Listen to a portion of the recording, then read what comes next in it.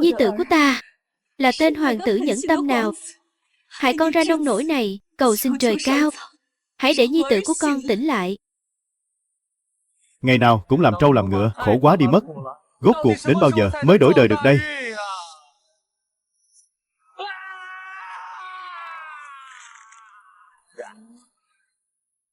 Lần này mình đúng là gặp vận may lớn rồi.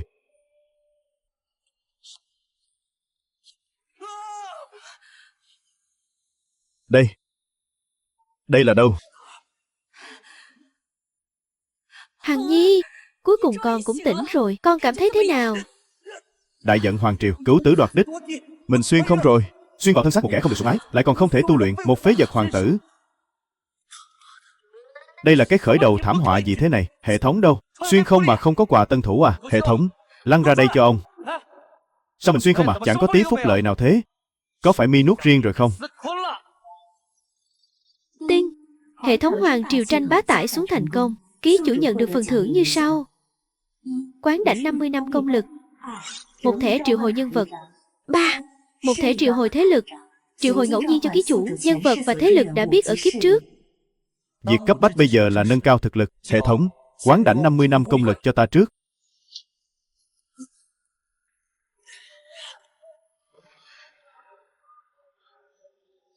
Cảm giác này Phê quá đi mất. Cái thằng bé này không phải là bị thương hỏng đầu óc rồi chứ? Hằng Nhi, trong cung có quá nhiều kẻ muốn giết con. Trong chiếc nhẫn trữ vật này có 1 triệu lượng kim phiếu và 1000 viên linh thạch. Nương vô dụng, đây là chút của cải ít ỏi mà nương có thể giúp con. Con mau cầm lấy rồi trốn khỏi hoàng cung đi, mai danh ẩn tích, đừng bao giờ quay lại nữa. Mẫu phi, thiên hạ của hoàng triều này, Nhi thần cũng muốn buông tay đánh cược một phen. Hằng Nhi, phụ hoàng con đang độ tráng niên, mấy huynh đệ của con đều muốn tranh giành vị trí đó. Con thì văn không thành, võ chẳng thạo, Lưu gia chúng ta lại chẳng phải thế gia hiển hách. Con lấy bản lĩnh gì để tranh đấu với đám huynh đệ kia chứ? Thời đại đại tranh này không dung chứa nổi một vương gia tiêu dao đâu. Nếu chúng ta không tranh thì sẽ bị đuổi cùng giết tận. Con nói đúng. Nương nguyện cùng con đánh cược một ván, cùng lắm thì mẹ con ta cùng chết. Tiên nhận được nhân vật, Gia Cát Khổng Minh nhận được thế lực, Thẩm Luyện và Cẩm Y Vệ. Ký chủ hiện tại có thể tùy ý triệu hồi nhân vật và thế lực đã sở hữu. Mời ký chủ tự mình phán đoán thời cơ thích hợp. Hằng Nhi, con cầm lấy. Khoan đã, còn chưa bẩm báo nương, ngươi không được xông vào. Thánh chỉ tới. Tuyên hoàng tử Tần Hằng ý kiến. Không được chậm trễ. Thánh chỉ tới. Tuyên hoàng tử Tần Hằng ý kiến. Không được chậm trễ. Thuận công công, tại sao không đợi thông báo, lại tự ý xông vào tẩm cung phi tần? Thôi đi nương nương, cái chỗ này của người ấy mà, cũng chẳng hơn lãnh cung là bao. Tạp gia chính là người hầu hạ bên cạnh hoàng thượng đấy. Người đừng có mà tự đề cao mình quá. Phế vật Ngũ hoàng tử, tính khí cũng lớn thật đấy. Còn không mau qua đây quỳ tiếp thánh chỉ. Đừng làm lỡ việc của tạp gia. Ngươi nói chuyện với đương triều hoàng tử như thế sao, còn không mau quỳ xuống trả lời? Ngươi bảo quỳ xuống sao? Đại giận triều này thực lực vi tôn. Tần Hằng ngươi trói gà Còn không chặt. Đến một đấm của tạp gia cũng chịu không nổi. mà còn dám bắt tạp gia quỳ à?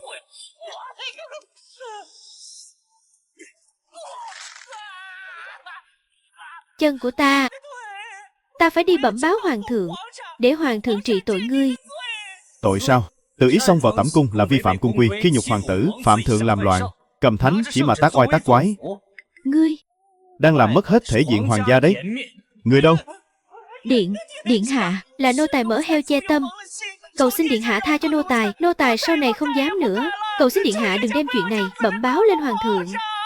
Mẫu phi, từ hôm nay trở đi sẽ không ai có thể bắt nạt mẹ con ta nữa. Bầu trời đã giận này cũng nên thay đổi rồi. Điện hạ thật lợi hại. Tên nô tài này đúng là có mắt như mù. Hằng Nhi của ta, con hóa ra trước giờ vẫn luôn nhẫn nhịn. Vị phụ hoàng hờ này Ta tới gặp ông đây.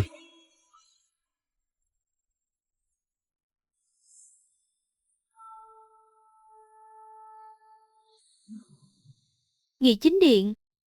Nhi thần Tần Hằng bái kiến phụ hoàng.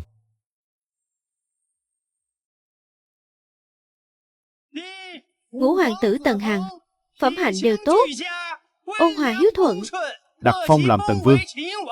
Ban cho Liêu Châu Cẩm Xuyên phủ làm đất phong. Trong vòng 10 ngày phải lên đường tới đất phong. khâm thử. Liêu Châu là nơi biên cương phương Bắc lạnh giá. Bệ hạ làm vậy là muốn tuyệt đường tranh đoạt ngôi vị của ngũ hoàng tử rồi. Cẩm Xuyên phủ đó nằm ở nơi hoang vu, không chịu sự quản thúc, kẻ ác hoành hành. Ngũ hoàng tử năng lực bình thường, tới đó e là sống không quá 3 ngày. Nơi hoang vu lạnh giá sao? Núi cao hoàng đế xa, chẳng ai dòm ngó, bản vương mới có thể thỏa sức tung hoành, gây dựng thế lực. Nhi thần lĩnh chỉ, Nhi thần nguyện vì đại vận, trấn thủ Bắc Cương, san sẻ nỗi lo với phụ hoàng. Phụ hoàng, ngũ đệ trói gà không chặt, Văn Trị võ công dốt đặt cán mai, tuyệt đối không thể phong vương cho hắn, làm mất mặt hoàng gia. Hơn nữa Liêu Châu là nơi hiểm ác, hắn đến đó chỉ thêm phiền phức. Chi bằng dán thẳng làm thường dân. Tam ca, huynh hà tất phải đuổi cùng giết tận như vậy? Phụ hoàng, Nhi thần bất tài, nhưng nguyện dùng hành động thực tế để chứng minh bản thân. Vừa rồi nghe nói hộ bộ thượng thư đang đau đầu vì nạn châu chấu, Nhi thần nguyện san sẻ nỗi lo với lão thượng thư.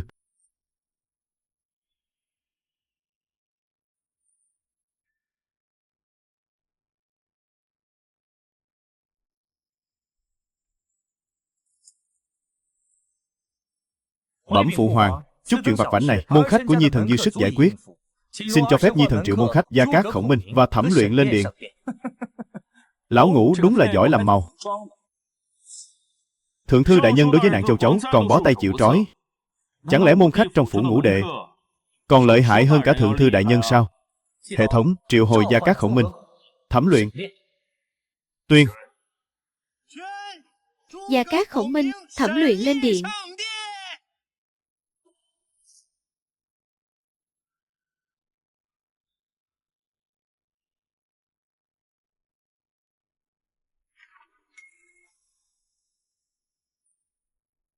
Thảo dân tham kiến bệ hạ. Gia Cát thừa tướng, ván này trông cậy vào ngươi rồi.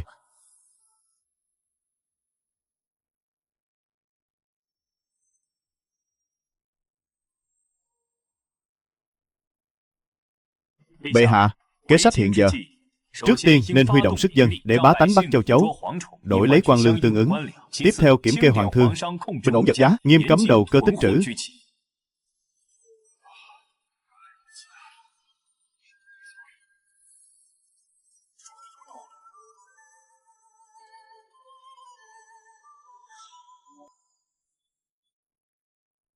Ngoài ra, trong tấu chương có nói, ngân lượng cứu trợ dự phòng của triều đình không đủ. Thảo dân xin kiểm tra sổ sách hộ bộ để đối chiếu tiền lương.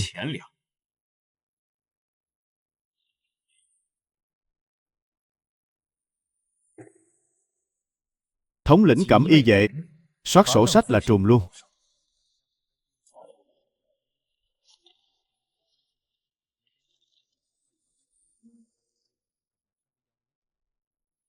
Dựa theo sổ sách hộ bộ tính ra, sau khi nhận được cảnh báo từ vùng thiên tai, Nông Tang Ti không những không chuẩn bị lương thực, ngược lại còn biển thủ tiền lương, khiến vùng thiên tai không có tiền mua gạo, tình hình thêm trầm trọng.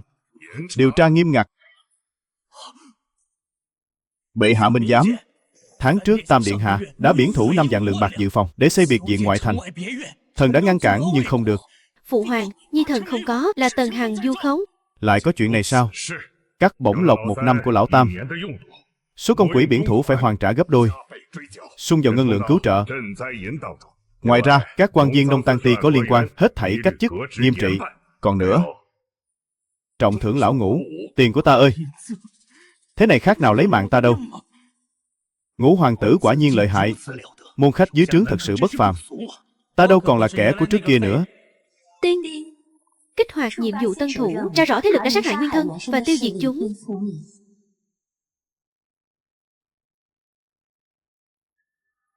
Tẩm cung Tần Hằng. Vương gia, hiện tại trong các thế lực lớn nhỏ ở thần đô đều đã có tai mắt Cẩm Y vệ của chúng ta. Ta đã phái một toán người đến Cẩm Xuyên phủ thuộc Liêu Châu để gây dựng thế lực. Thừa tướng, Phiền Khanh lo liệu việc tiền lương, nội vụ cùng mọi sự vụ liên quan.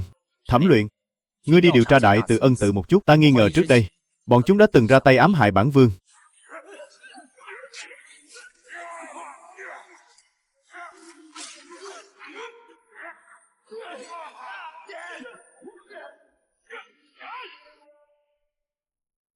Tuân lệnh. Thừa tướng, giữa ta và Khanh là sự tin tưởng tuyệt đối. Có chuyện gì cứ nói thẳng, đừng ngại. Vương gia, thần cũng hiểu được phần nào tình cảnh của ngài. Hiện tại nên thao quan dưỡng hối. Bề ngoài cứ làm một vương gia nhàn tản, âm thầm truy tra hung thủ, bồi dưỡng thế lực. Đa tạ thừa tướng, bản vương hiểu rõ.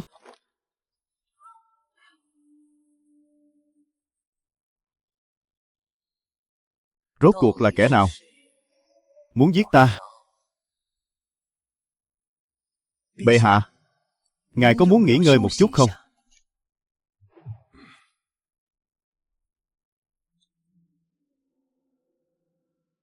Ngươi nói xem, trẫm làm như vậy có phải là quá vô tình rồi không? Giang Sơn đại trận này đều do người định đoạt. Lập tức thông báo cho những kẻ đứng đầu Phật môn và đạo môn trong cảnh nội đại trận. Đại Từ Ân Tự bắt bọn chúng phái ra 10 vị La Hán cảnh giới pháp tướng, 5 vị Bồ Tát cảnh giới thiên nhân gia nhập Phụng Cung Viện, phục vụ 100 năm. Nếu không, tội mưu hại hoàng tử, xử tru di diệt môn.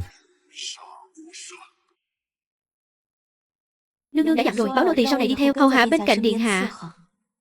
Đa tạ Thanh Vân cô nương. Vương gia, Thẩm đại nhân, chỉ mới điều tra nửa ngày mà đã có kết quả rồi sao? Bẩm báo điện hạ, thuộc hạ đã tra rõ. Trước đây quả thực là Đại Từ Ân Tự đã ra tay hãm hại điện hạ. Đứng sau Đại Từ Ân Tự rất có khả năng là đại hoàng tử. Đã như vậy, Thẩm đại nhân, đêm nay ta và ngươi hãy dẫn theo Cẩm Y vệ, tiễn đám hòa thượng này đi gặp Phật tổ của chúng đi.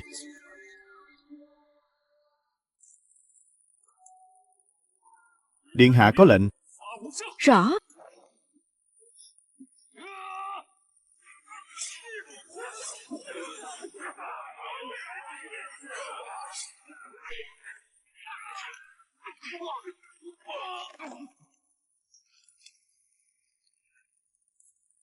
Kẻ nào to gan dám xông vào Đại Từ Ân Tự của ta giết người? Chúng ta là người của đại hoàng tử. Đại hoàng tử là đích trưởng tử đương triều, là trữ quân tương lai. Các ngươi động đến một sợi tóc của ta chính là đối đầu với đại hoàng tử. Chùa này có liên quan đến việc mưu hại hoàng tử, một mống cũng không chừa.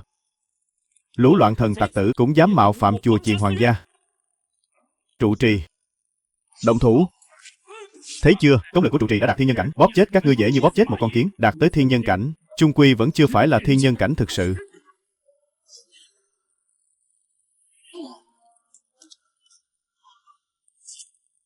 Báo. Bẩm chỉ huy sứ đại nhân, trên dưới Đại Từ Ân Tự đã bị tru diệt toàn bộ.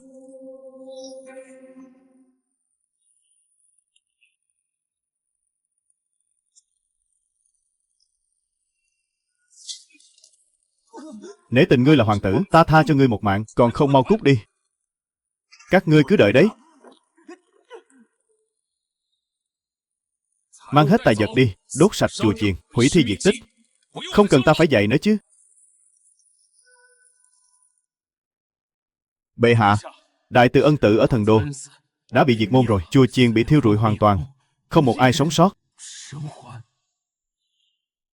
Là kẻ nào làm? Chuyện này thuộc hạ không rõ. Cách chức thống lĩnh Ẩn Long vệ, tự lui xuống lãnh phạt đi. Tuân chỉ.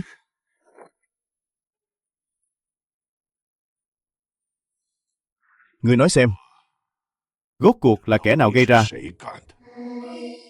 Nô tài không biết. Có thể là mấy vị hoàng tử của bệ hạ, cũng có khả năng là mấy lão già trên triều đình. Hoàng tử ư? Là vị hoàng tử nào ngay dưới mí mắt trẫm lại có thủ đoạn tàn độc như vậy? Cái này nô tài không biết. Có điều, con gái của lão già thiên chiến kia đang thống lĩnh 30 vạn minh hoàng quân ở phía Tây, đã đánh bại triều đình Đại Càn, phá tan đại quân 1 triệu người của Công Tôn Long, đang tiến về kinh thành để nhận sắc phong. Cái dũng nước cửu tử đoạt đích này là sắp đục ngầu lên rồi. Con gái của Trấn Tây Dương, Thiên Minh Tuyết, Thú vị đấy.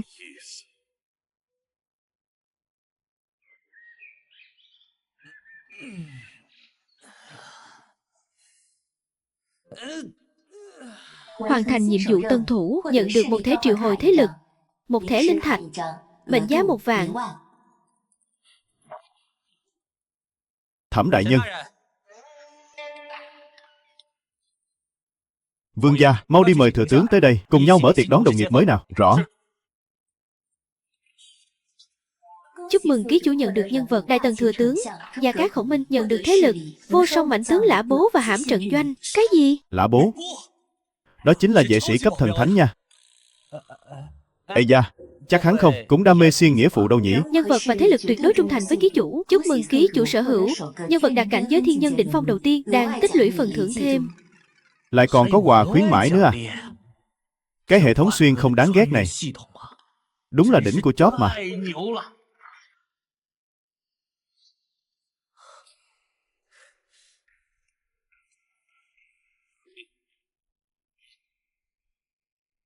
Điện hạ, người sắp phải đi xa đến Liêu Châu, chi bằng ghé qua Quỳnh Bảo Lâu ở Kinh Thành tham gia hội đấu giá một chuyến, biến tài lực thành chiến lực.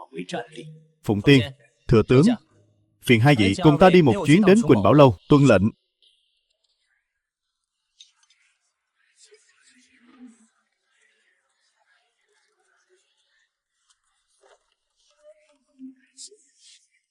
Buổi đấu giá bắt đầu. Vật phẩm đấu giá đầu tiên, ngọc như ý, giá khởi điểm 50 linh thạch, 100 linh thạch, 150, 200, 200 linh thạch lần thứ hai, 200 linh thạch lần thứ ba. Thành giao. Vật phẩm tiếp theo, lần 1, lần 2, lần 3. Thành giao. Lần 1, lần 2, lần 3, thành giao. Lần thứ 3. Thành giao. Xin mời, vật phẩm đấu giá cuối cùng của ngày hôm nay.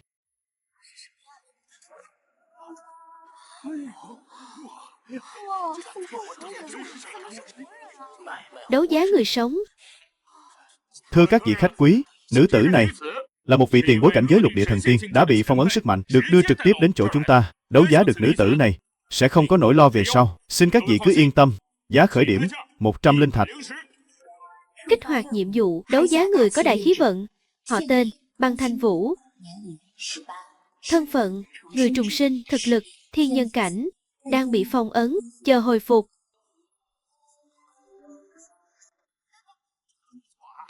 Ta thấy mệnh cách cô nương này bất phàm. Có muốn đấu giá về để tìm hiểu một chút không? 100 linh thạch. Đúng là kẻ háo sắc. 500 linh thạch. Ta ra giá 800 linh thạch để mua mỹ nhân này. Vì cô nương áo đỏ này, ta thấy nàng cũng khá hứng thú với cô ta. Chi bằng lên lầu đàm đạo một chút. 900 linh thạch. Ta ra giá 1000 linh thạch. Bản hoàng tử nhất định phải có được.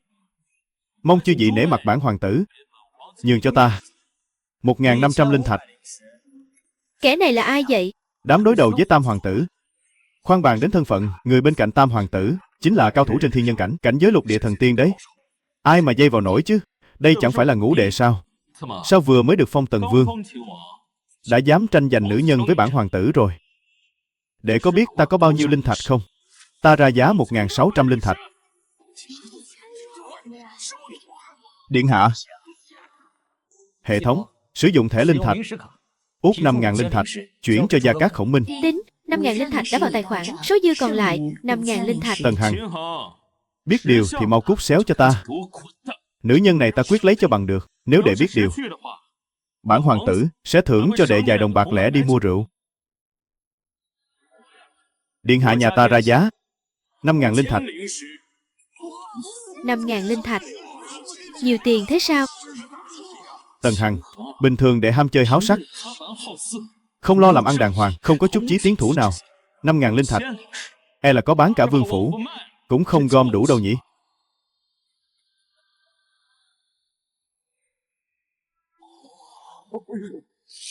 Ngũ hoàng tử lại chịu chi mạnh tay thế sao? Tam hoàng tử, sổ sách chúng ta chỉ còn 2000 linh thạch, không theo nổi nữa rồi. 5000 linh thạch lần 1, 5000 linh thạch lần 2, 5000 linh thạch lần 3. Thành giao. Hoàn thành nhiệm vụ, nhận được một thẻ nhân vật cao cấp. Tần Hằng, ngươi cứ đợi đấy cho ta. Ra khỏi Quỳnh Bảo Lâu này, ta sẽ khiến ngươi chết không toàn thây. Thẻ nhân vật thường đã mở ra. Gia Cát Khổng Minh, Lã Bố, thẻ nhân vật cao cấp này chắc chắn phải bá đạo tận trời xanh. Tiên, chúc mừng ký chủ mở thẻ nhân vật cao cấp, nhận được kiếm thánh cái nhiếp. Cảnh giới lục địa thần tiên. Hệ thống này cũng quá uy tín rồi. Có đại thần cái nhiếp, ta chẳng phải có thể đi ngang thiên hạ sao?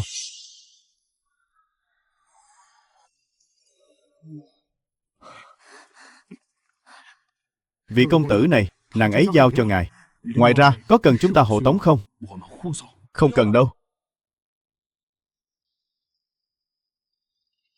Ta tên Tần Hằng, chỉ đơn thuần thấy chuyện bất bình nên ra tay tương trợ, không có ý đồ xấu xa nào đâu. Ngươi sắp chết đến nơi rồi. Điện hạ, có một vị lục địa thần tiên đang ẩn nấp trong bóng tối, tràn đầy sát ý.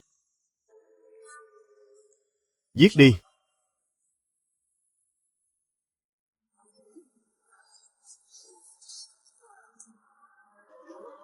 Không.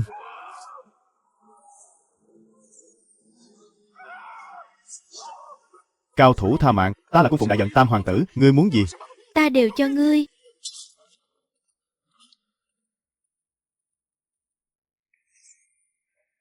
Các hạ là người phương nào? Tại sao truy sát ta? Cung phụng hoàng thất đại giận a.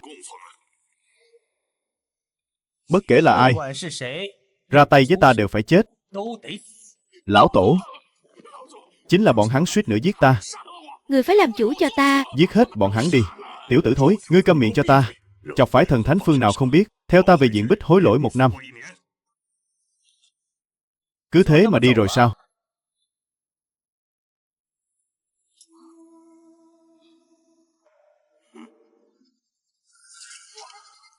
Các hạ còn hài lòng không?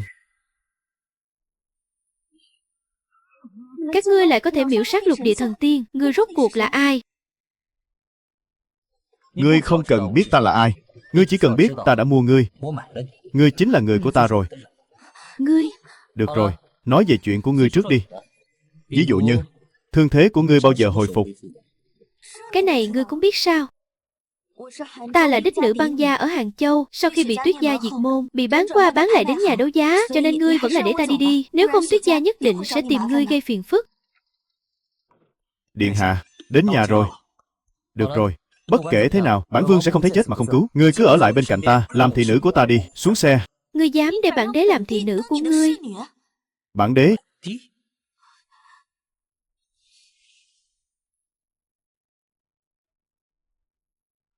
Ngày mai thiết triều, phụ hoàng chắc chắn sẽ cho ta đi Liêu Châu nhậm chức. Hôm nay mấy lão già trong hoàng tộc đại giận, thế nào cũng sẽ truy lùng tung tích của chúng ta. Khả năng cao là sẽ sờ gáy đến điện hạ, sớm đến Liêu Châu, tránh xa tai mắt hoàng thất cũng là chuyện tốt. Trong vương thất cao thủ nhiều như mây, kẻ mạnh ngang ngửa chúng ta không thiếu. Điện hạ, người phải luôn cẩn trọng. Thần đã phái một toán người đi trước đến Liêu Châu, chắc hẳn khi điện hạ tới nơi đã xây dựng được chút cơ sở rồi. Cơm hoàng cung đúng là thơm thật đấy.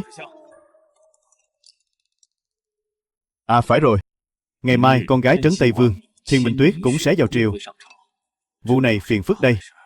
Ta nghe nói rất nhiều hoàng tử đang tranh nhau cầu thân. Điện hạ chớ có dây dưa vào chuyện đó nhé. Các khanh nói phải, lúc này tuyệt đối không được gây chuyện. Đợi ngày mai sau khi chính thức được phong vương, ta sẽ xin phụ hoàng cho phép ta lập tức lên đường nhậm chức.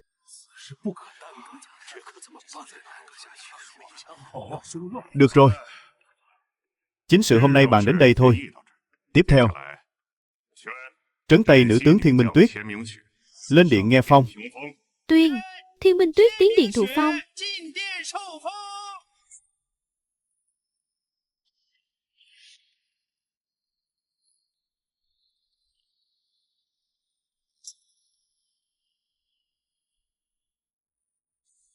Tham kiến bệ hạ. Đây chẳng phải là cô nàng ở Quỳnh Bảo Lâu hôm nọ sao? Minh Tuyết nha đầu, lần này con đánh bại được Công Tôn Long, quả thực không dễ dàng gì. Cha con, Thiên Chiến, đúng là dạy được một đứa con gái giỏi.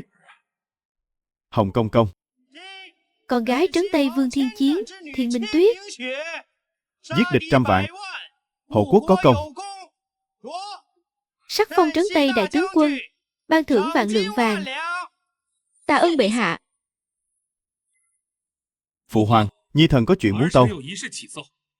Thiên tướng quân anh vũ bất phàm, Quả là rường cột của đại vận ta. Nhi thần ngưỡng mộ Thiên tướng quân đã lâu, khẩn cầu phụ hoàng ban hôn, để Nhi thần cùng Thiên tướng quân chung sức bảo vệ non sông. Nhi thần cũng đã sớm đem lòng yêu mến Thiên tướng quân. Tính cách của Nhi thần và Thiên tướng quân lại càng tâm đầu ý hợp hơn. Hơn nữa Nhi thần phụ trách nông tang, có thể cung cấp lương thảo cho quân đội. So với nhị ca, Nhi thần càng có khả năng giúp Thiên tướng quân một tay. Phụ hoàng, tình yêu của Nhi thần dành cho Thiên tướng quân tựa như nước sông cuồn cuộn, liên miên bất tuyệt, lại như hoàng hà dở đê, không sao ngăn nổi. Đây là bài Tuyết tướng quân phú mà Nhi thần đã làm tặng cho tướng quân. Từng câu từng chữ đều là lời gan ruột. Tứ ca, huynh bớt diễn đi. Mấy câu thơ sến súa của huynh e là đủ khiến tộc yêu mang ngửi thấy cũng phải bỏ chạy. Ta mới là lang quân như ý của Thiên tướng quân. Đủ rồi. Mấy đứa các con còn ra thể thống gì nữa. Việc này cứ để cho Minh Tuyết tự mình định đoạt. Minh Tuyết nha đầu, ý con thế nào? Này Ngũ đệ, sao đệ chẳng có chút biểu hiện gì thế hả? Sao thế? Vừa mới được phong tần vương, là mắt đã mọc trên trán rồi sao? Chẳng lẽ đệ cảm thấy Thiên tướng quân không xứng với ngươi? E là hắn cũng có chút tự biết mình. Các hoàng tử của phụ hoàng ai nấy đều xuất chúng, duy chỉ có lão Ngũ này thật khiến người ta không nỡ nhìn. Lão Ngũ chẳng am hiểu quân sự. Bệ hạ, thần nữ năm nay vừa tròn 18. Trên đường hồi kinh, nghe danh Ngũ hoàng tử triều ta khiêm tốn hữu lễ, tướng mạo tuấn tú. Vì vậy, thần nữ khẩn cầu bệ hạ ban hôn, cho phép thần nữ gả cho Ngũ hoàng tử Tần Hằng làm thê tử.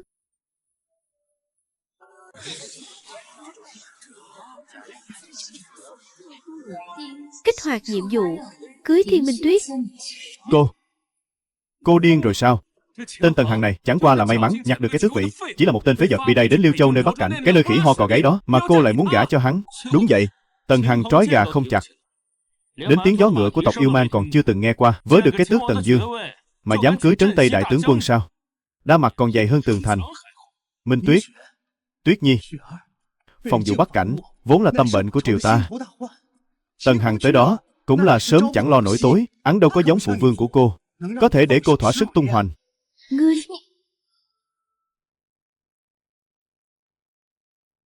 Đa tạ Thiên tướng quân đã ưu ái. Phụ hoàng, Nhi thần có xứng với Thiên tướng quân hay không? Khoan hãy bàn tới chuyện khó khăn ở Bắc Cảnh mà các vị hoàng huynh nhắc đến. Nhi thần muốn phân trần đôi lời. Năm đó đại hoàng huynh luân phiên trấn thủ Bắc Cảnh, không nghe lời lão tướng, mù quáng xuất kích, làm mất 3 phủ Hàng Châu, tổn thất 20 vạn đại quân. Nếu huynh không phải là hoàng tử, thì đầu đã lìa khỏi cổ từ lâu rồi. Tam ca, năm ngoái huynh trấn thủ Bắc Cảnh, khấu trừ quân lương, vơ vét của dân, bị Trấn Bắc Vương dân sớ hạch tội 3 lần mới đuổi được huynh đi. Nghe nói lúc huynh rời đi, xe ngựa còn mang theo 18 nàng hoa khôi, có phải hay không? Tứ ca, huynh thì không có chuyện gì xấu xa. Bài chinh Bắc Phú kia viết thật là hoa mỹ. Có điều đệ nghe nói, hôm kia ở trên phố, huynh bị nô lệ của yêu mang đánh cho người ngã ngựa đổ. Vậy ngươi nói nhiều như thế thì bản thân có công trạng gì chứ? Cái lo ở Bắc Cảnh không nằm ở chỗ thiếu lương, mà là do yêu mang tập kích bất ngờ và nội bộ bất ổn. Cái khó của trấn Bắc quân không nằm ở chỗ thiếu viện binh, mà là do cô quân tiến sâu và đường lui khó giữ. Ngũ hoàng tử vậy mà lại có kiến thức uyên thâm đến thế, câu nào cũng đánh trúng trọng điểm, hiếm có. Nhi thần nguyện lập tức đến Liêu Châu nhậm chức. Đây là chiến lược mà Nhi thần cùng các môn khách đã thức trắng đêm để soạn thảo, có thể bảo đảm Bắc Cảnh 10 năm bình an.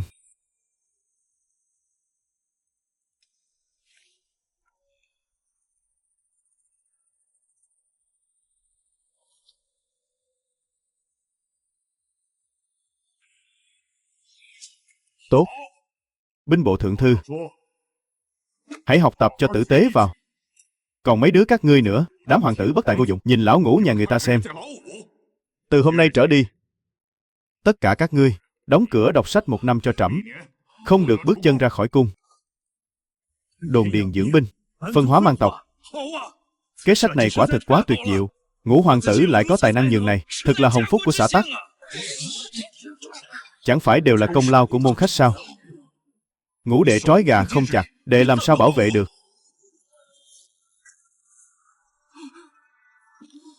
Viên môn bắn kích là lã bố dạy ta một thân bản lĩnh này. Không thể nào. Không có 50 năm công lực, sao đệ làm được chứ? Ngũ hoàng tử lại văn võ song toàn. Đây là phúc của xã tắc đại vận ta. Phụ hoàng, Nhi thần Văn Ôn võ luyện không ngừng nghỉ, nguyện tức tốc đến Cẩm Xuyên phủ ở Liêu Châu, bảo vệ biên cương phía Bắc đại vận ta bình yên. Con vội cái gì? 3 ngày sau con và Minh Tuyết hoàng hôn, sau đó lên đường cũng chưa muộn. Bãi triều đi. Bãi triều đi nhậu ta mời.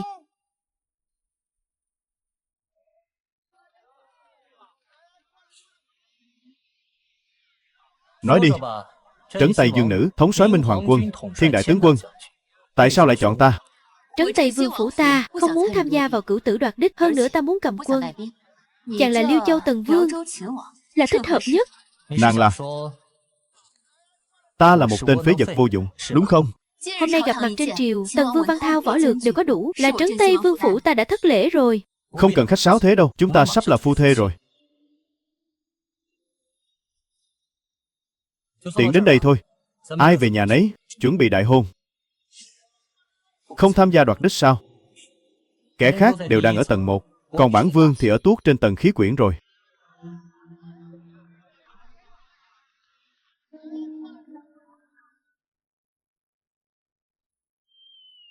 Được. Cung hỷ, cung hỷ. Nhất bái thiên địa.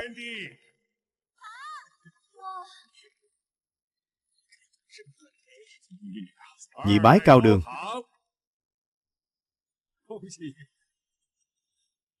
Phu thê giao bái.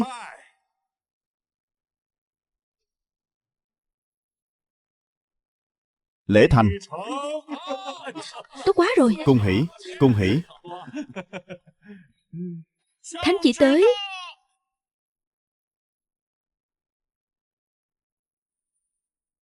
Phụng thiên thừa giận, hoàng đế chiếu giết, để chúc mừng tân hôn, ban cho Tần Vương mũ áo hoa phục, vàng vạn lượng.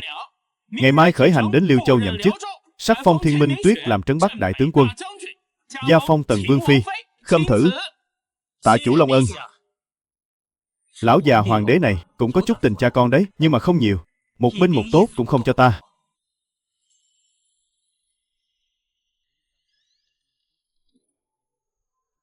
Tẩm cung Tần Hằng.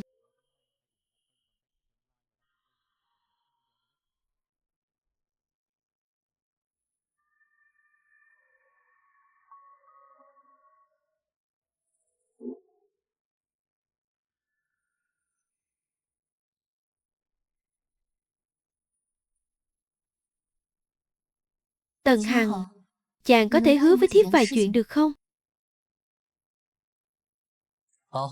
Nàng nói đi. Thứ nhất, thiếp muốn đợi chúng ta chung sống một thời gian, rồi hãy động phòng. Điều thứ hai, thiếp muốn tiếp tục thống lĩnh 3.000 huyết hoàng vệ và 30 vạn minh hoàng quân đoàn tác chiến tại Liêu Châu. Điều thứ ba, thiếp muốn có thế lực riêng của mình, nhưng thiếp đảm bảo tất cả những thứ này chỉ để lại cho con của chúng ta. Được. 2 điều sau ta đều đồng ý. Còn về điều thứ nhất này thì...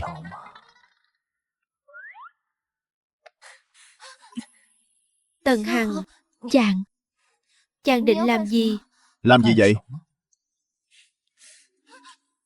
Tần Hằng, chàng đừng mà. Ngài không đi xem sao? Bắt hết. Thẩm vấn xong, giết hết đi. Vâng.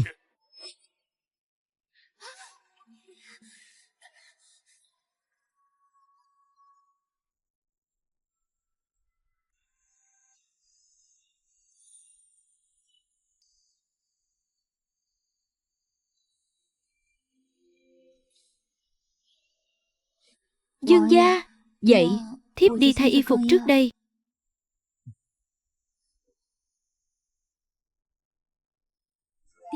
Hoàn thành nhiệm vụ, nhận được một thẻ triệu hồi quân đội. Có thể chọn thuộc hạ của ký chủ để sử dụng, nhận được 10 vạn quân đội tương thích. Qua điều tra, thám tử đêm qua là người của các thế gia Bắc Cảnh. Phía sau là có bóng dáng của Trấn Bắc Vương phủ. Trấn Bắc Dương ở Hàng Châu. Thẩm Luyện, ngươi cùng thừa tướng dẫn toàn bộ Cẩm Y vệ khởi hành trước, đến Liêu Châu hội họp với các huynh đệ. Nhất định phải điều tra rõ ràng mối quan hệ giữa các thế lực, thay bản vương nhổ sạch tai mắt cài cắm trong kinh thành. Tuân lệnh. Những người còn lại lập tức nhổ trại, Khách khứa đến thăm, nhất luật không gặp. Dương gia, Liêu Châu xa xôi hẻo lánh, nếu không gặp khách khứa trong triều, vài năm sau, e là các trọng thần triều đình đều sẽ quên mất sự tồn tại của Ngũ hoàng tử ngài rồi. Không sao, ta cũng đâu có tranh giành cái vị trí đó, cũng chẳng cần tốn công tốn sức đi lấy lòng mấy lão già kia. Bản dương có nàng là đủ rồi.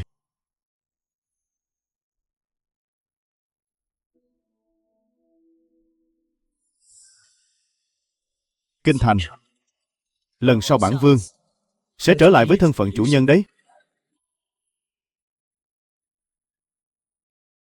Phía trước là biên giới Liêu Châu Bắc Cảnh và Lương Châu Tây Cảnh, chính là nơi đóng quân của Minh Hoàng quân và 3.000 huyết hoàng vệ của thiếp. Thiếp muốn xuống dưới lĩnh binh. Nàng vừa mới cử hành đại hôn xong, cơ thể còn chưa hồi phục, lĩnh binh tốn thời gian tốn sức lực. Nàng đừng đi thì hơn. Đa tạ vương gia quan tâm, nhưng huyết hoàng vệ này là do một tay thiếp gây dựng nên, chỉ nhận người thống soái là thiếp. Lã Bố tướng quân tuy dũng mãnh, nhưng huyết hoàng vệ chưa chắc đã chịu phục. Phụng Tiên, Minh Tuyết nói phía trước là doanh trại huyết hoàng vệ cần có người giám sát lĩnh binh. Ngươi hãy dẫn hãm trận doanh qua đó, thay bản vương ổn định quân tâm. Mạc tướng lĩnh mệnh. Huyết hoàng vệ ai nấy đều kiêu ngạo khó thuần. Chàng chắc chắn Lã tướng quân thực sự có thể kiểm soát tốt đội quân này sao? Nương tử yên tâm, ta tin tưởng Phụng Tiên. Hắn sẽ khiến huyết hoàng vệ của nàng thay da đổi thịt, đặc sắc hơn nhiều. Doanh trại huyết hoàng vệ. Ngươi là kẻ nào? Cớ sao dám dẫn binh xông vào huyết hoàng vệ, doanh trại Minh Hoàng quân ta?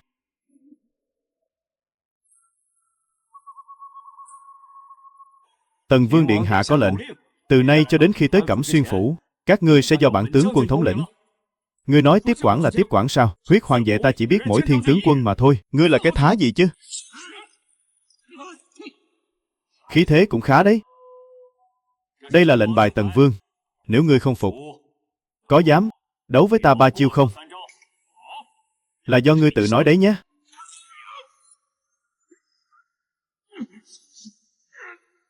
Chiêu thứ nhất. Còn cần đánh nữa không? Ngươi chỉ được cái sức trâu thôi. Ta không phục. Huyết hoàng vệ, kết trận. Hãm trận doanh.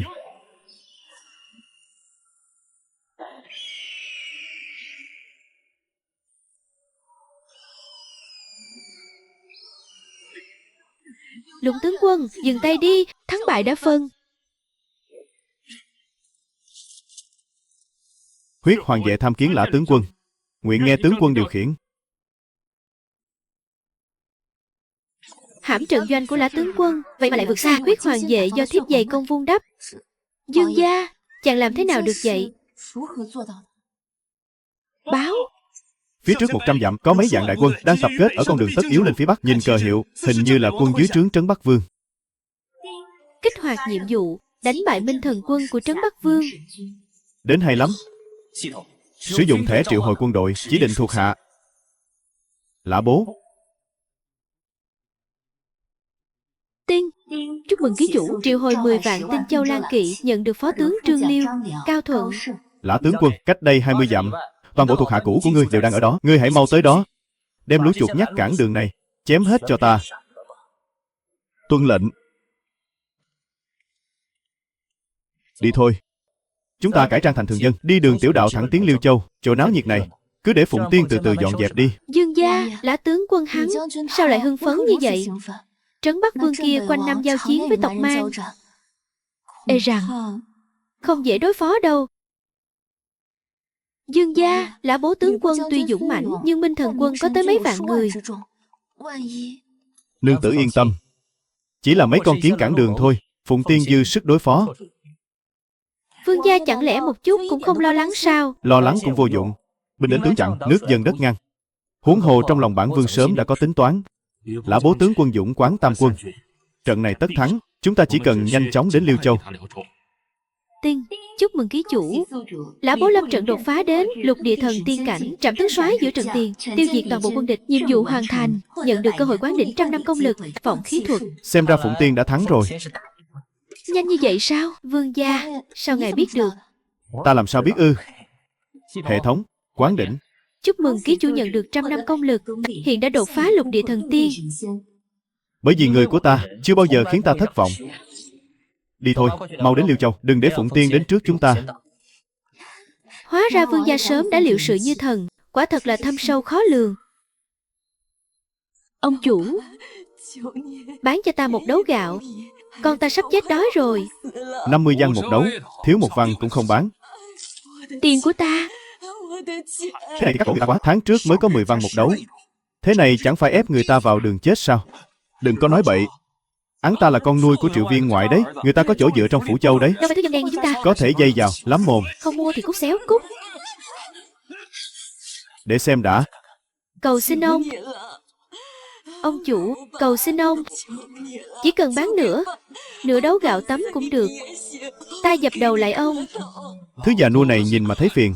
Không có tiền mua đồ, cút ngay cho ta. Bà ơi, đừng đánh bà cháu.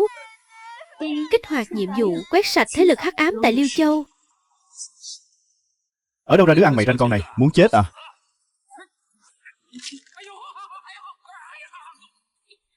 Gian thương các ngươi độc quyền nâng giá, lại còn đánh người. Liêu Châu này còn có vương pháp hay không? Ở đâu ra con ả hoang dã này, dám lo chuyện bao đồng của ông đây? Đụng vào ông chủ chúng ta, để xem chúng ngươi có bước ra khỏi thành Liêu Châu được không? Quả nhiên không sợ vương pháp. Ở Liêu Châu này, có lương thực chính là vương pháp, ông đây chính là dương pháp. Cho dù Tần Dương có đến đây, cũng phải ngoan ngoãn mua gạo của ông. Các ngươi là cái thá gì chứ? Người đâu? Đánh chết bỏ cho ông. Nam thì đánh chết đem cho chó ăn, nữ thì giữ lại hơi tàn đưa vào phòng ta. Đây chính là kết cục khi chọc vào ta.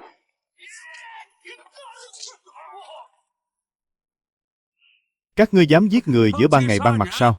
Ta sẽ bắt quan phủ trị tội các ngươi. Bị đánh rồi mới lôi vương pháp ra à? Mở to mắt cậu của ngươi ra mà nhìn. Người đứng trước mặt ngươi chính là đại giận Tần Vương Điện Hạ. Tần Vương. Tham kiến Tần Vương Điện Hạ. Ngươi nói Tần Dương đến rồi thì cũng phải mua lương thực của ngươi sao? Tần Vương, tiểu nhân có mắt không thấy Thái Sơn, là tiểu nhân ăn nói hàm hồ, xin tha mạng cho tiểu nhân. Kẻ nào sai khiến ngươi? Là Triệu Viên ngoại sai khiến tiểu nhân.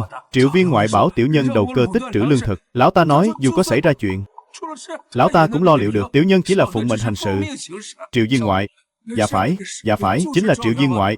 Tiểu nhân chỉ là kẻ chạy vặt, tiểu nhân chỉ là tên tay sai thôi. Kẻ này đầu cơ trục lợi, ức hiếp bá tánh, xử lý thế nào do các ngươi quyết định.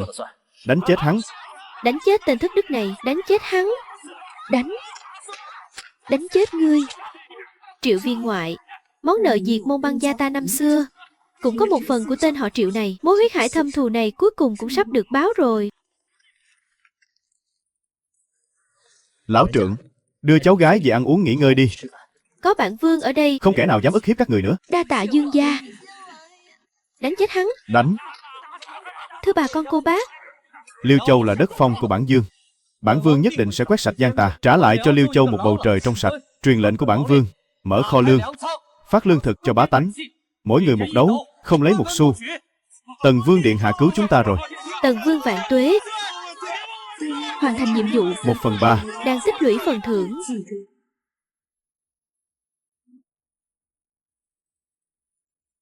Dương gia, Tần Vương phủ, mọi việc ở Cẩm Xuyên phủ thuộc hạ đã bước đầu an bài ổn thỏa. Tham kiến Dương gia, trong phủ đã chuẩn bị thiện thực, mọi người nghỉ ngơi một chút rồi dùng bữa đi. Khoan hãy nghỉ ngơi. Có việc này cần đi làm ngay. Phái Cẩm y vệ điều tra toàn diện về Triệu Viên ngoại, các sản nghiệp độc quyền, cấu kết quan lại, hại nước hại dân, tất cả những việc làm sai trái phải điều tra cho ra ngô ra khoai, không được bỏ sót. Thuộc hạ tuân lệnh, lập tức dẫn người đi điều tra. Mạc tướng Lã Bố tham kiến vương gia, may mắn không làm nhục mệnh. Quân đội chặn đường dưới trướng Trấn Bắc Vương đã bị đánh tan tác. Phụng Tiên đột phá rồi, đột phá ngay trước trận tiền, sảng khoái vô cùng. Ngoài ra Mạc tướng còn phát hiện đại quân chặn đường của Trấn Bắc Dương, lương thảo sử dụng lại là do phủ Liêu Châu và các quan lại huyện trực thuộc chuẩn bị. Đây là danh sách chi tiết. Dương gia, chuyện này tuyệt đối không phải ngẫu nhiên đâu. Trấn Bắc Vương ở tận Bắc Cảnh xa xôi, quan lại Liêu Châu lại cung cấp lương thảo cho hắn, rõ ràng là đã sớm cấu kết với nhau. Bản Vương vừa đến Liêu Châu đã gặp phải gian thương lũng đoạn lương thực, kẻ đứng sau gian thương là Triệu Viên ngoại, còn kẻ chống lưng cho Triệu Viên ngoại chính là Trấn Bắc Vương. Nói vậy là quan lại Liêu Châu đã phản bội triều đình, quay sang nương nhờ Trấn Bắc Dương rồi. Khả năng cao là cùng một ruột. Trấn Bắc Vương muốn thâu tóm Bắc Cảnh, quan lại Liêu Châu thì tham luyến quyền thế, đôi bên cùng có lợi, nên mới dám ngang nhiên vận chuyển lương thảo, ức hiếp bách tính. Hay lắm. Đất phong của bản Dương lại trở thành cái ổ cho chúng cấu kết mưu phản.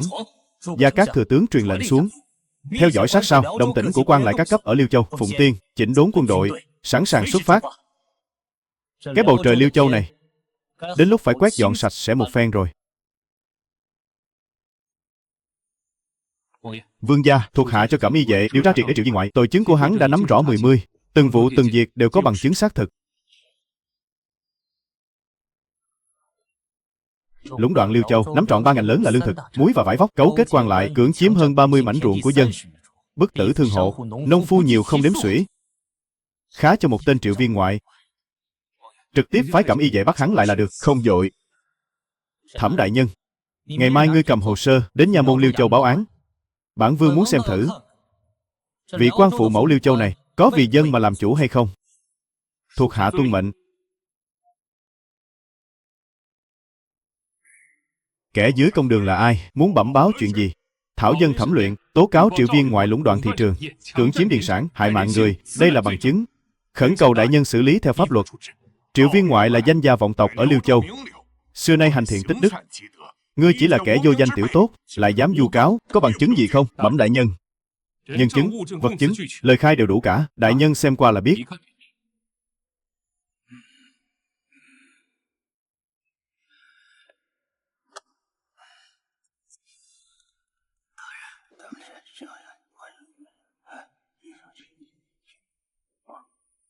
Nói hưu nói vượng, hồ sơ này hoàn toàn là bị đặt. Triệu Viên Ngoại và bản quan giao tình rất tốt. Hắn làm người thế nào bản quan rõ nhất. Đâu dung thứ cho ngươi tùy ý bôi nhọ. Đại nhân, chứng cứ rành rành. Sao ngài có thể thiên vị như vậy? Làm càn. Bản quan xử án, chưa đến lượt ngươi khua tay múa chân. Người đâu? Tên điêu dân này vu cáo hương thân, quấy rối công đường. Đánh cho bản quan trọng hình 30 trượng, tống vào đại lao. Đối phó với loại người này, không thể nương tay. Đánh gãy 2 chân hắn, cho hắn biết thế nào là quy tắc của Liêu Châu. Lâm đại nhân, cấu kết hương thân, cá thịt bách tính. Ngươi có biết tội không? Ngươi là cái thá gì chứ? Ngươi mà đòi hỏi tội bản quan sao? Đánh cho ta, đánh mạnh tay vào cho ta. Kẻ nào dám động thủ thì chết.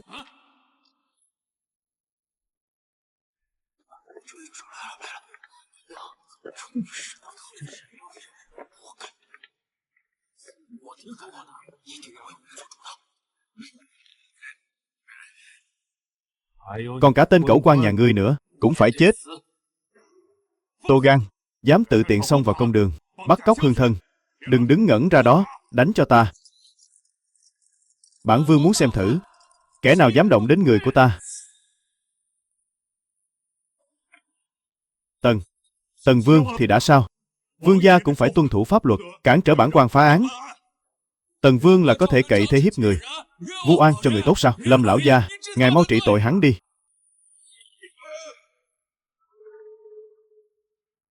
Ngươi mới đến Liêu Châu, chân ướt chân ráo, không nơi nương tựa, chẳng qua chỉ là kẻ ngoại lai hữu danh vô thực.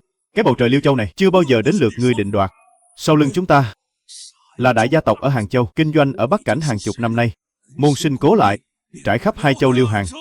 Đến trấn Bắc Vương cũng phải nể mặt vài phần. Một Tần vương mới đến như ngươi mà cũng dám khiêu khích Tuyết gia sao? Người đâu? Tên cuồng đồ này dám mạo danh thân vương, tự tiện xông vào công đường, Phá hoại công vật. bắt hắn lại cho ta. Có xảy ra chuyện gì? Đã có Tuyết gia chống lưng cho chúng ta, lôi bọn chúng ra ngoài đánh chết. Cho chúng biết, tại Liêu Châu này, lời của Lâm lão gia còn có uy hơn cả thánh chỉ.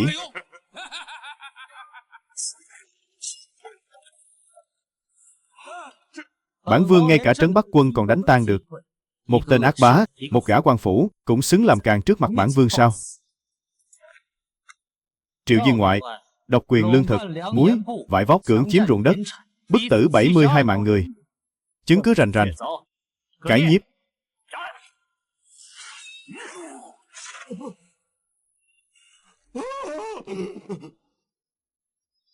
Còn ngươi nữa, nhận hối lộ, hà hiếp bá tánh, bao che cho cường hào ác bá. Ta xem hôm nay ai còn bảo vệ được ngươi. Dương gia tha mạng. Hạ quan cũng là dạng bất đắc dĩ thôi. Hạ quan không dám nữa đâu. Muộn rồi. Thất trách hại dân, tội không thể tha. Người đâu? Giam vào đại lao. Chờ triều đình xét xử. Dương gia tha mạng.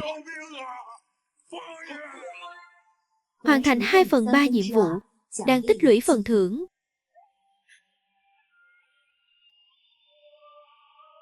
Gia sản của Triệu Viên Ngoại chia đều cho các khổ chủ, để chấn chỉnh dân phong. Đa tạ vương gia đã làm chủ cho chúng ta. Đa tạ Tần Vương đã giải oan cho dân. Vương gia trảm quan tham, diệt gian thương. Ta phục vương gia sát đất. Liêu Châu này cuối cùng cũng có một vị quan tốt. Đúng vậy. Vị tráng sĩ này, có chuyện gì cứ nói, đừng ngại. Trước đây tên quan xấu xa này không chỉ bao che cho Triệu Viên Ngoại, mà còn cấu kết với đạo tặc ở Thiên Đao Sơn ngoài thành, để chúng cướp bóc, khiến bá tánh Liêu Châu khổ không kể xiết. Lại có chuyện này sao? Các vị cứ yên tâm, bản vương sẽ lập tức dẫn quân đi tiểu phỉ. Tốt, tốt lắm. Đại ca, tên Tần Hằng này định làm thật đấy. Chuyện chúng ta cấu kết với quan phủ. Xem ra không giấu được nữa rồi. Hoảng cái gì? Sau lưng chúng ta còn có Tuyết gia cơ mà. Mau viết thư, phái người hỏa tốc đến Hàng Châu, cầu cứu Tuyết gia phái cao thủ đến chi viện. Chỉ cần Tuyết gia chịu ra tay, thì Tần Hằng chẳng có gì đáng sợ cả. Đại ca, nguy rồi. Bên ngoài có rất nhiều binh lính kéo đến, đã phá vỡ cổng trại rồi. Sao lại nhanh như vậy? Đại ca,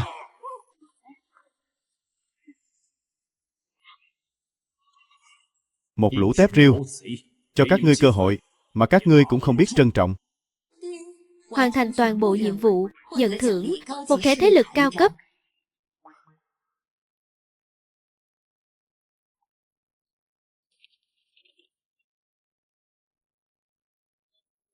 Tuyết gia à? Chấp hết. Hệ thống, rút thẻ. Chúc mừng ký chủ nhận được nhân vật cấp bất hủ đầu tiên. Trương chân nhân. Nhận được thế lực phái võ đàn. Thanh Vũ, trước đây ngươi nói Tuyết gia là kẻ thù diệt sạch cả nhà băng gia của ngươi sao? Không sai. Năm xưa Tuyết gia ám toán băng gia ta, cướp đoạt gia sản, giết hại tộc nhân của ta. Kính xin Tần Vương báo thù cho ta. Vì báo thù, ta nguyện ý làm bất cứ điều gì. Bất cứ điều gì. Báo thù thì được thôi, nhưng mà ta muốn ngươi phải tuyệt đối trung thành với ta, không được có bất kỳ sự giấu giếm nào. Ngươi làm được không? Chỉ cần Tần Vương có thể báo thù cho băng gia, dù nhảy vào dầu sôi lửa bỏng, ta cũng không từ nan. Vậy trước tiên hãy nói về chuyện ngươi là người trùng sinh đi. Ngài, Sao ngài lại biết? Người trùng sinh. Dương gia, ngài có ý gì? ta đã cứu được ngươi, làm chủ nhân của ngươi thì tự nhiên biết ngươi là người trùng sinh. Băng Thanh Vũ, đừng hòng giở trò với ta. Đúng vậy. Kiếp trước, người đời gọi ta là băng đế. Nguyên nhân cái chết thì không cần nhắc lại nữa. Sống lại một kiếp này, ta chỉ cầu có thể yên ổn tu luyện và trả thù kẻ thù kiếp trước. Tần Vương muốn biết điều gì, ta nhất định sẽ tri vô bất ngôn. Câu hỏi thứ nhất, kiếp trước ta và Minh Tuyết có quan hệ thế nào? Thiên Minh Tuyết là thuộc hạ của nữ đế đại giận, thiên hạ binh mã đại nguyên soái. Còn về phần ngài, ta chưa từng nghe tên. Câu hỏi thứ hai, làm sao để từ lục địa thần tiên thăng cấp lên bất hủ cảnh? Nói đơn giản là cần phải thấu hiểu quy tắc và đoạt được thế giới bản nguyên. Thế giới bản nguyên vài trăm năm mới xuất hiện một lần, nhưng ở kiếp trước có lẽ là ngay trong thời gian sắp tới thôi. Vậy đến lúc đó, có bao nhiêu lục địa thần tiên có thể thăng cấp bất hủ? Muôn vàn khó khăn, trắc trở, trăm người mới chọn được một. Vậy ngươi có phải là bất hủ không? Ta sao? Nếu ta là bất hủ, thì còn cần phải trùng sinh sao? Vậy cũng có nghĩa là lục địa thần tiên vào thời điểm đó đều sẽ tranh đoạt tia cơ hội ấy. Đến lúc đó chắc chắn thiên hạ đại loạn. Gia Cát thừa tướng, về chuyện của Tuyết gia và thế cục thiên hạ, những biến hóa trong tương lai, chúng ta nên ứng phó thế nào? Việc cấp bách trước mắt là phải mau chóng đến Hàng Châu xây dựng thế lực, dò la tình báo, xem Tuyết gia, Trấn Bắc Vương hay thậm chí là Yêu Mang có động tĩnh gì. Biết người biết ta mới có thể trăm trận trăm thắng. Vậy thì tốt quá, làm phiền Trương chân nhân cùng ta đi một chuyến đến Hàng Châu, khai tông lập phái.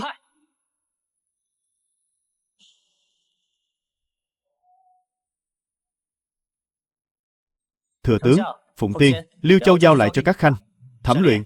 Ngươi dẫn theo Cẩm Y vệ đã thông kênh tin tức giữa hai châu Liêu Hàn. Dương gia yên tâm. Trương chân nhân, cái đại hiệp, theo ta lên đường. Đứng lại. Vào thành mà không biết quy tắc sao? Phí qua đường 10 lượng, thiếu 1 đồng cũng đừng hòng vào. Ngươi dám tự ý đặt ra sưu thuế, cái thành Hàng Châu này có biết luật pháp không vậy? Luật pháp à? Ở Hàng Châu này, lời ông đây nói chính là luật. Trấn Bắc Vương điện hạ tọa trấn triều đình, Tuyết gia đại nhân cai quản giang hồ, mấy kẻ nghèo kiết xác các ngươi, là ngay cả bạc trong tròn méo là sao? Cũng chưa thấy bao giờ đâu nhỉ? Muốn vào thành thì một là nộp bạc, hai là cút xéo cho khuất mắt ông, không thì ta sẽ sai người ném các ngươi ra ngoài thành cho sói ăn đấy. Ngươi chắc chứ?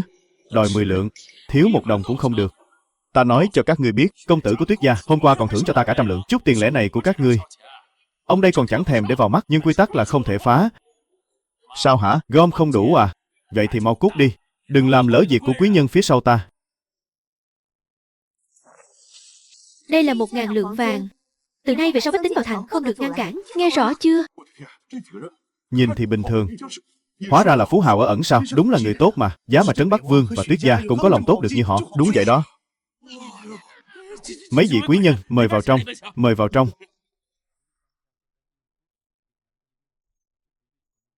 Các vị, tại hạ hôm nay lập phái thu đồ đệ tại Hàng Châu.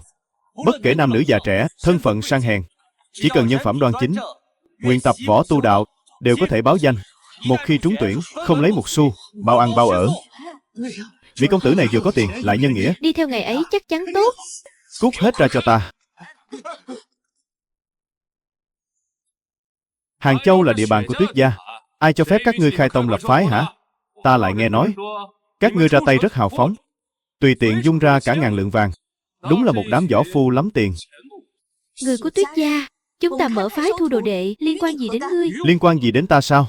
Tại Hàng Châu này, bất cứ việc làm ăn nào đều phải nộp tiền hiếu kính cho Tuyết gia. Cái môn phái rách nát này của các ngươi thì phải biết quy tắc. Nếu không, biết điều thì mau xì tiền ra, không thì ta đánh gãy chân ngươi. Muốn bao nhiêu tiền, coi như ngươi biết điều. Mỗi tháng nộp lên 3 phần lợi nhuận, còn phải đưa ra 5.000 lượng vàng, coi như phí nhập môn. Tham lam vô độ. Tham? Tuyết gia để mắt đến các ngươi, đó là phúc phần của các ngươi. Còn nói nhảm nữa, ta sẽ cho thuộc hạ trói hết các ngươi lại, đem đến mỏ khoáng đào đá cả đời. Kích hoạt nhiệm vụ, tiêu diệt Tuyết gia. Muốn lấy tiền à? Phải xem ngươi có mạng để cầm hay không đã. Lên cho ta.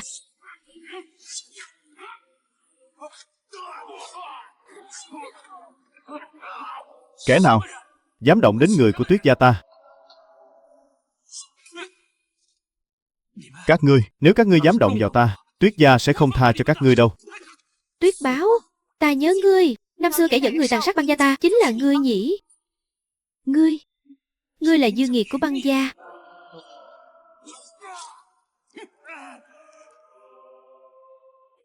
Các ngươi cứ đợi đấy, ta sẽ khiến các ngươi chết không toàn thây. Kẻ nào dám động đến con ta, chán sống rồi sao? Đây là lệnh bài vương hầu. Trấn Bắc Dương cũng có một tấm, đại giận Tần Vương. Tần Hằng. Tuyết Thương không biết vương gia giá lâm Hàng Châu.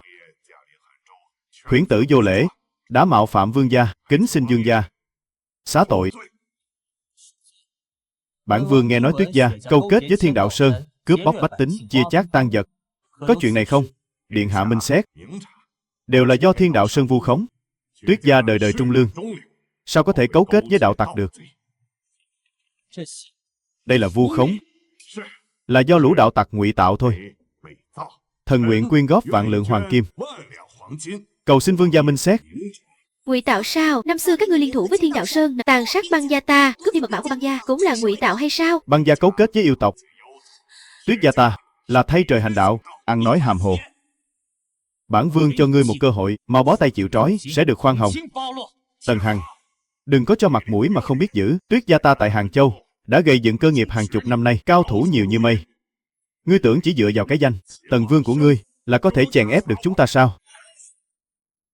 Hôm nay ta sẽ cho ngươi biết, ở Hàng Châu này ai mới là người định đoạt.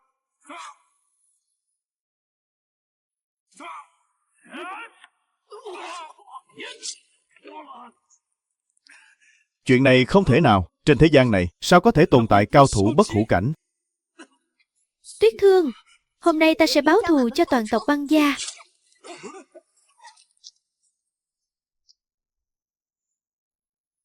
Sao có thể chứ? Ta lại bại dưới tay ngươi. Ngươi, Nợ máu của ngươi hôm nay phải trả đủ rồi. Nhiệm vụ hoàn thành, nhận được một thẻ quân đội. Hàng Châu được cứu rồi, Tần Vương đến rồi. Trời xanh có mắt rồi. Sống rồi. Hàng Châu được cứu rồi. Thanh Thiên Đại Lão Gia đến rồi. Nương, con đã báo thù cho mọi người rồi.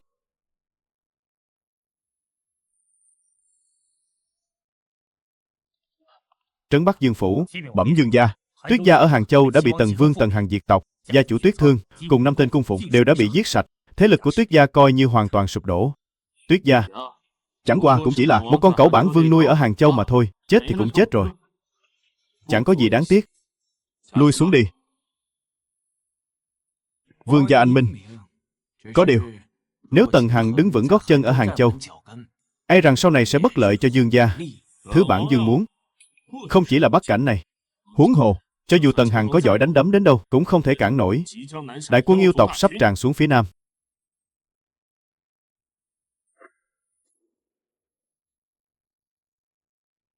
Hàng triệu đại quân yêu mang đã sớm tập kết ở biên giới rồi, chẳng bao lâu nữa sẽ nam hạ. Dù cho Tần Hằng có lợi hại thế nào, thì cũng phải đối phó với yêu tộc trước đã, đến lúc bọn chúng lưỡng bại câu thương. Bản vương sẽ ngồi ngư ông đắc lợi. Cả cái Bắc Cảnh này vẫn sẽ nằm trong tay bản vương. Vương gia cao kiến. Truyền lệnh xuống, theo dõi sát sao động tĩnh của yêu tộc. Còn về phần Tần Hằng, không cần để ý tới. Tự khắc sẽ có yêu tộc xử lý hắn. Bản vương gia, bên ngoài có người tự xưng là chủ nhân Quỳnh Bảo Lâu Bắc Cảnh, cầu kiến Tần Vương, cho nàng ta vào. Chủ nhân Quỳnh Bảo Lâu tham kiến Tần Vương điện hạ. Không biết nên xưng hô với lâu chủ thế nào, có việc gì không? Đừng lạnh lùng như vậy chứ. Ngươi cũng có thể gọi ta bằng một thân phận khác, trưởng công chúa. Tần Ứng Lam. Cũng chính là cô của ngươi. Cô. Ta không nói lời thừa thãi, đến đây chỉ để báo cho ngươi biết, yêu tộc Bắc Hải sắp có biến động, ngươi đã cắm rễ ở Bắc Cảnh, cần phải sớm chuẩn bị. Trấn Bắc Dương không đáng tin đâu, kích hoạt nhiệm vụ, bảo vệ Bắc Cảnh. Đa tạ trưởng công chúa.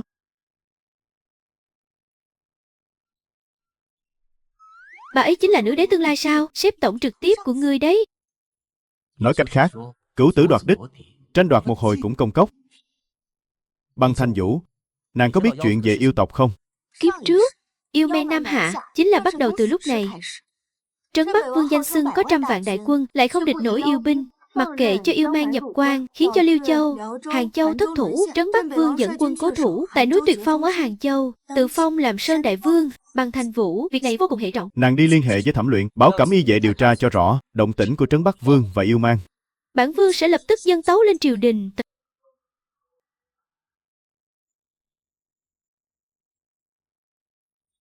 Bắc Minh phá thiên.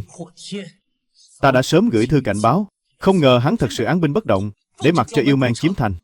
Bá tánh Hàng Châu vô tội biết bao, kẻ bán nước cầu vinh như thế, tất sẽ tru diệt. Khoan đã, các người điên rồi, Trấn Bắc Quan đã dở, thế lực yêu mang đang ập tới, chẳng khác nào đi chịu chết. Có chết cũng phải đi, chúng ta từng thu phí qua đường, chỉ vì Trấn Bắc Vương cắt xén quân lương, ta cũng cần phải sống mà. Nhưng chúng ta là lính, hễ còn khoác lên mình bộ quân phục này thì phải chết trước bá tánh. Yêu mang xông lên rồi, chúng ta không được lùi bước. Bảo gia vệ quốc, chết cũng không hối tiếc.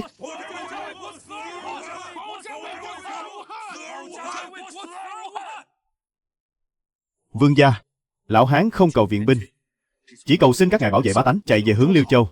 Binh lính Hàng Châu dù có chết hết, chúng ta cũng phải dành cho bá tánh thêm một chút thời gian. Đi mau.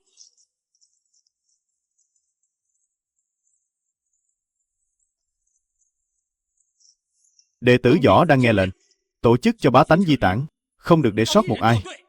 Tuân lệnh. Tần Vương tiếp chỉ. Trấn Bắc Vương Bắc Minh phá thiên, đung túng yêu mang xâm lược, khiến Trấn Bắc Quan thất thủ. Hàng Châu gặp nạn, tội đáng muôn chết. Nay lệnh cho Tần Vương Tần Hằng tức tốc tiếp quản Trấn Bắc Quân, toàn bộ binh mã, tiết chế chư quân Bắc Cảnh, tùy cơ hành sự, nhất định phải trục xuất yêu mang, bảo cảnh an dân. Khâm thử.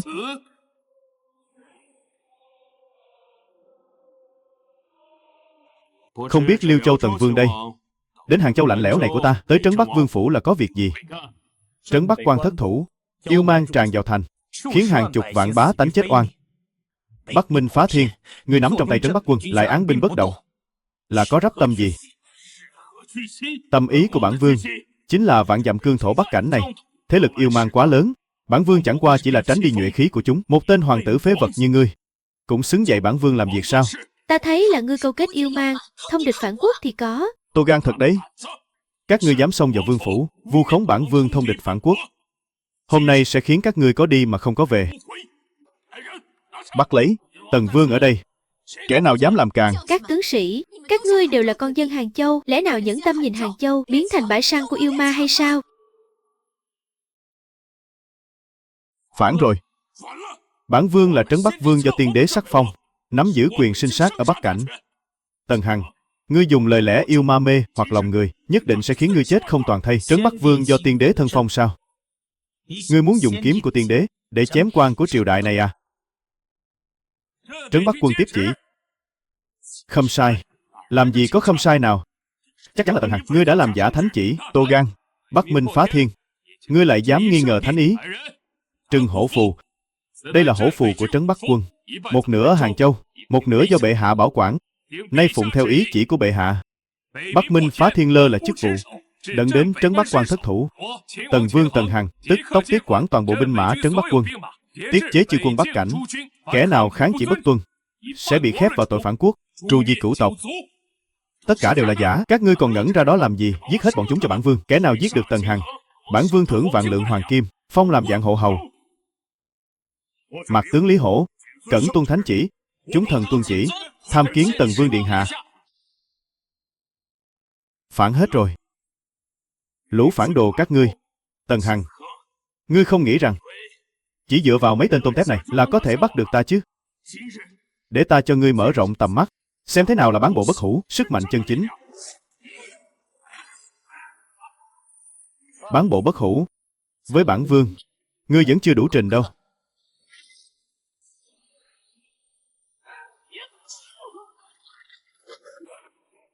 Bất hủ cảnh. Ngươi lại là bất hủ cảnh sao? Điều này không thể nào. Trấn Bắc vương Bắc Minh Phá Thiên kháng chỉ bất tuân, ý đồ mưu phản, lập tức bắt lấy, giam vào thiên lao. Tần Hằng, ngươi sẽ chết không toàn thây. Mạc tướng nguyện thề chết đi theo Tần vương điện hạ. Truyền lệnh của bản vương, Trấn Bắc vương bị nghi ngờ cấu kết yêu mang, lập tức lục soát Trấn Bắc vương phủ, toàn bộ gia sản, hồ sơ, tịch thu toàn bộ. Đảng cánh của hắn, một kẻ cũng không tha, không được bỏ sót. Tuân lệnh. Chuyện này là sao đây? Lục soát cho ta, một góc cũng không được bỏ qua. Rõ, dừng tay, các ngươi dừng tay lại hết cho ta. Ta là Trấn Bắc vương phi, chủ nhân Bắc Cảnh.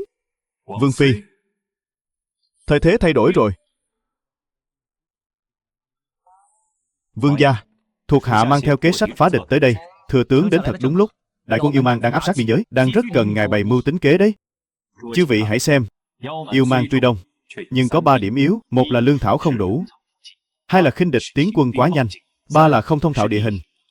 Cần một vị tướng quân lão luyện, thận trọng, dẫn quân vòng qua chủ lực yêu mang, đánh thẳng vào hậu phương, cắt đứt đường tiếp tế lương thảo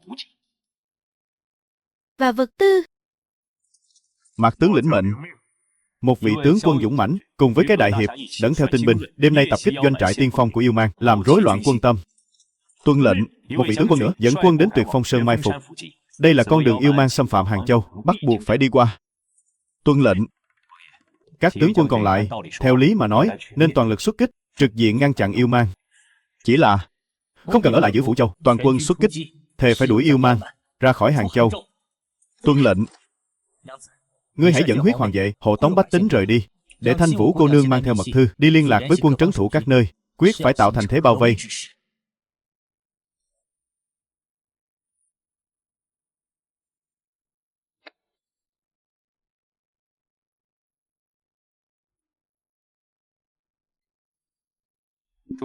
Đây là Cẩm Nang diệu kế, khi gặp nguy hiểm mới được mở ra, có thể giải quyết tình thế cấp bách đấy. Tam quốc diễn nghĩa quả nhiên không lừa ta, án này thắng chắc rồi. Cẩm y vệ lục soát mật thất của Trấn Bắc vương phủ, phát hiện cả nhà Trấn Bắc vương có bằng chứng thép thông đồng với yêu mang. Đây là Bắc Minh Phá Thiên, thư từ qua lại với thủ lĩnh yêu mang, ứa dân Hàng Châu để cầu cắt đất xưng dương. Đây là mang vương lệnh do yêu mang ban tặng, có thể điều động yêu binh biên giới. Bút tích của Bắc Minh Phá Thiên. Chúng thần bị Trấn Bắc Dương che mắt, nguyện lập công chuộc tội. Chứng cứ đã rõ, tru diệt nghịch tặc, đuổi sạch yêu mang. Bắc cảnh tất an. Tru diệt nghịch tặc, đuổi sạch yêu mang.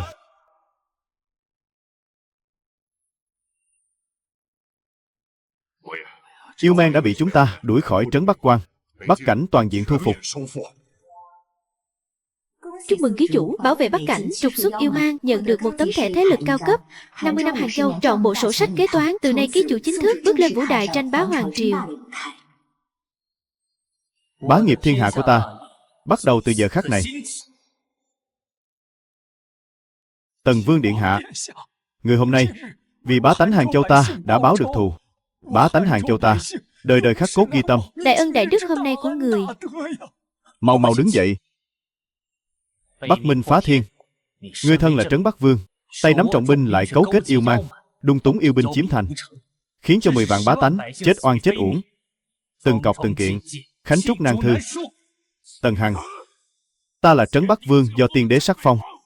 Ngươi không có quyền giết ta.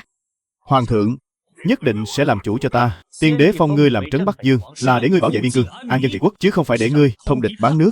Máu của bá tánh, mạng của binh sĩ đều là bằng chứng thép cho tử tội của ngươi. Hôm nay Bản vương ngay tại trước trấn Bắc Quan này chém cái đầu cẩu của ngươi, để tế vong linh những người đã khuất. Đao hạ lưu nhân. Tần Vương điện hạ, trấn Bắc Dương cho dù có tội cũng nên áp giải về kinh, giao cho bệ hạ xử lý. Sao ngài có thể tự ý hành hình?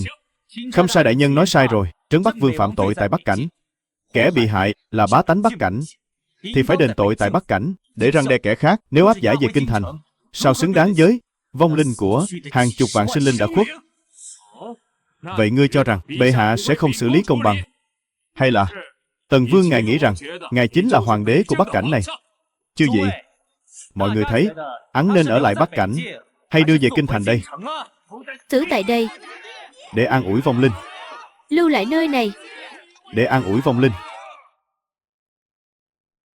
Tần Vương, ngài thật là oai phong lẫm liệt. Việc này ta sẽ bẩm báo đúng sự thật lên hoàng thượng. Khâm sai đại nhân cứ tự nhiên. Bản vương không thẹn với lòng. Bản vương chỉ cầu Bắc cảnh an ninh, bách tính bình an. Nếu đại nhân thật sự muốn mang về thì cứ mang thi thể hắn về đi. Hành hình. Tần Vương vạn tuế. Truyền lệnh của bản vương, từ hôm nay trở đi, mọi quân vụ trọng yếu của Hàng Châu sẽ do bản vương toàn quyền phụ trách. Kẻ nào ức hiếp bách tính, thông địch bán nước đều bị tịch thu gia sản. Tru di cửu tộc ái nguyện giữ gìn biên cương, an dân, báo đền nợ nước. Bản vương nhất luật trọng dụng. Tần Vương vạn tuế. Tần Vương vạn tuế. Hành động này tuy lập uy, nhưng e là sẽ bị triều đình nghi kỵ. Nghi kỵ thì đã sao? Bắc cảnh an ninh mới là căn bản. Đợi ta củng cố vững chắc Hai Châu, cho dù triều đình có nghi kỵ cũng chẳng làm gì được. Hiện nay ngoại địch đã dẹp yên, đã đến lúc đưa Hàng Châu vào trong tầm kiểm soát của chúng ta. Vương gia anh minh, thu phục Hàng Châu, nắm giữ Bắc cảnh, vương gia liền có được vốn liếng để tranh đoạt thiên hạ rồi. Thuộc hạ đã tra rõ, trong địa phận Hàng Châu này, ngoài Bắc Minh và Tuyết Gia ra, vẫn còn 4 nhà ác bá lần lượt nắm giữ 4 mảng kinh doanh, tiền, lương, muối, vận tải của Hàng Châu, cá thịt bách tính, ngang ngược lộng hành khắp châu phủ. Kích hoạt nhiệm vụ, đánh đổ ác bá, thu phục Hàng Châu. May mà trong tay ta có sổ sách Hàng Châu. Gọi bọn chúng đến đây để xem bọn chúng có thực lực gì.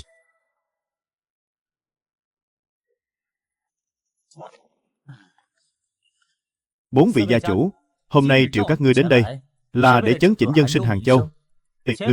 Đều quan hệ mật thiết đến kế sinh nhai của bách tính. Từ hôm nay trở đi sẽ do vương phủ thống nhất điều phối. Các ngươi cần phải giao ra sổ sách và quyền điều độ, phối hợp với quan phủ hành sự. Tần Vương điện hạ, ngài là đại anh hùng giải cứu Hàng Châu, chúng ta đồng ý. Trước đây hiếu kính trấn Bắc Vương bao nhiêu, sẽ đưa thêm cho ngài 2 phần, coi như chúng ta ủng hộ Tần Vương kháng kích yêu mang. Đúng vậy, Tần Vương điện hạ, chúng ta đều là thương nhân làm ăn hợp pháp. Bách tính Hàng Châu đều trông cậy cả vào chúng ta đấy. Ngài muốn cắt đứt đường tài lộc của chúng ta, chính là muốn cắt đứt đường sống của toàn bộ bách tính Hàng Châu đấy. Ta nhắc nhở chư vị, Tuyết Gia đã bị tru di cả nhà, xương cốt trấn Bắc Vương còn chưa lạnh. Các ngươi ăn nói đều phải động não cho kỹ vào. Chẳng qua chỉ là kẻ ngoại lai nhặt nhạnh, tàn dư cơm thừa canh cặn của trấn Bắc Vương. Túi tiền của Hàng Châu ta đã nắm giữ suốt 30 năm nay, dựa vào đâu mà phải giao cho ngươi? Đúng đấy, kho lương của Hàng Châu một nửa nằm trong tay Lật gia ta. Ngươi muốn điều phối sao? Được thôi, đem 10 vạn lượng vàng tới trước, để mua lương thực. Bằng không, bách tính Hàng Châu, cho dù có chết đói cả lũ, cũng đừng hòng từ chỗ ta mà lấy đi được một hạt gạo. Gọi các ngươi đến đây, không phải để thương lượng, không có chỗ cho việc mặc cả đâu. Muối là tổ của trăm vị, vận chuyển muối ở Hàng Châu đều do Diêm gia ta kiểm soát, không có diêm dẫn của ta, thì cho dù là Trấn Bắc Vương cũng không có tư cách. Tuyến đường vận chuyển huyết mạch, bến tàu dịch trạm, đó là do Hoàng thượng phê chuẩn cho Vân gia chúng ta.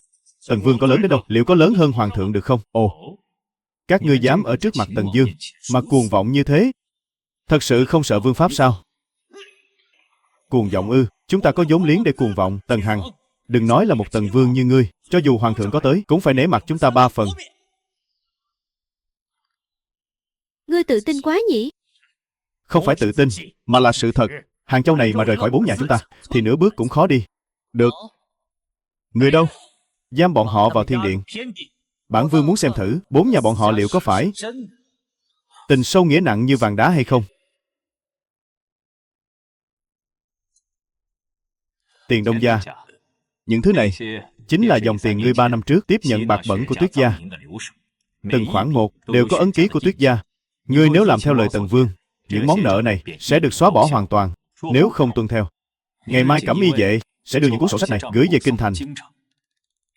Sao ngươi lại có thứ này? Đây là bịa đặt trắng trợn. Tiền Đông gia, ngươi là người thông minh. Ta nói thật cho ngươi biết, Hàng Châu rộng lớn thế này, luôn cần có người quản lý. Kẻ nào nghe lời Tần Vương nhất, kẻ đó sẽ được làm bạn của Tần Dương.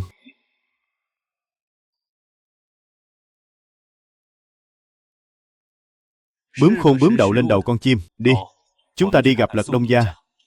Gia Cát đại nhân, đừng đi, đừng đi. Lật Đông gia, ngươi chắc chắn quen thuộc bút tích của Diêm Đông gia. Vận chuyển muối ngày mai sẽ do Vương gia tiếp quản. Muối có thể buôn bán, còn lương thực ngươi cũng có thể buôn bán vận chuyển. Kho lương thực đầy ắp đó của ngươi, một là cứu tế bá tánh để đổi lấy con đường sống, hai là cứ đợi nó móc meo thối rữa đi. Diêm Vạn Thạch, kẻ tiểu nhân này, ta xin dâng lương thực. Diêm Đông gia, ngươi đầu cơ trục lợi, đúng là một tay lão luyện đấy. Biết rõ chiến tranh nổ ra thì muối và sắt là thiết yếu, nên đã sớm đầu quân cho Bắc Minh Phá Thiên. Chỉ tiếc là Bắc Minh Phá Thiên đã bị ta chém đầu rồi, bằng chứng cũng bị ta lục ra được rồi. Hiện tại chiến sự đã bình định, dựa vào đâu mà ngài muốn Diêm gia ta giao ra cơ nghiệp kinh doanh mấy chục năm nay? Ngươi cũng có thể không đưa cho ta, nhưng nếu để 3 nhà kia biết được, ngươi sẽ có kết cục thế nào đây? Ta nói này, sao chẳng có ai đến đàm phán với ta vậy? Đại nhân nói 3 nhà kia đã đàm phán xong rồi, bên phía ngươi cứ ngồi chờ là được. Không thể nào, các người lừa ta.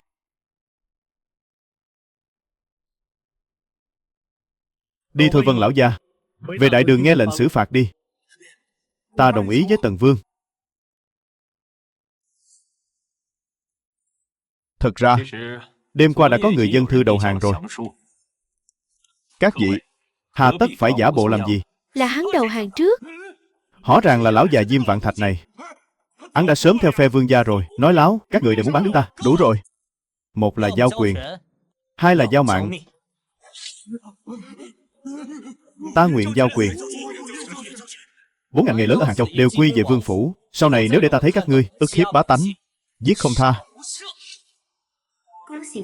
Chúc mừng ký chủ hoàn thành nhiệm vụ, nhận được một thẻ nhân vật cao cấp. Hệ thống Hoàng Triều tranh bá đang nâng cấp, sẽ không kích hoạt nhiệm vụ nữa. Căn cứ vào sự tích của ký chủ, tự động phát thưởng. Phần thưởng có thể tích lũy để hợp thành. Vương gia, hiện tại Hàng Châu trăm việc đợi hưng, lại gần tiền tuyến, vẫn cần một vị năng thần thay Dương gia lo liệu mọi việc tiền nông lương thảo. Thừa tướng nói có lý. Hệ thống, sử dụng thẻ nhân vật cao cấp. Cho ta một tay hòm chìa khóa xịn sò đi. Cầu xin đấy. Chúc mừng ký chủ nhận được nhân vật Phạm Lãi.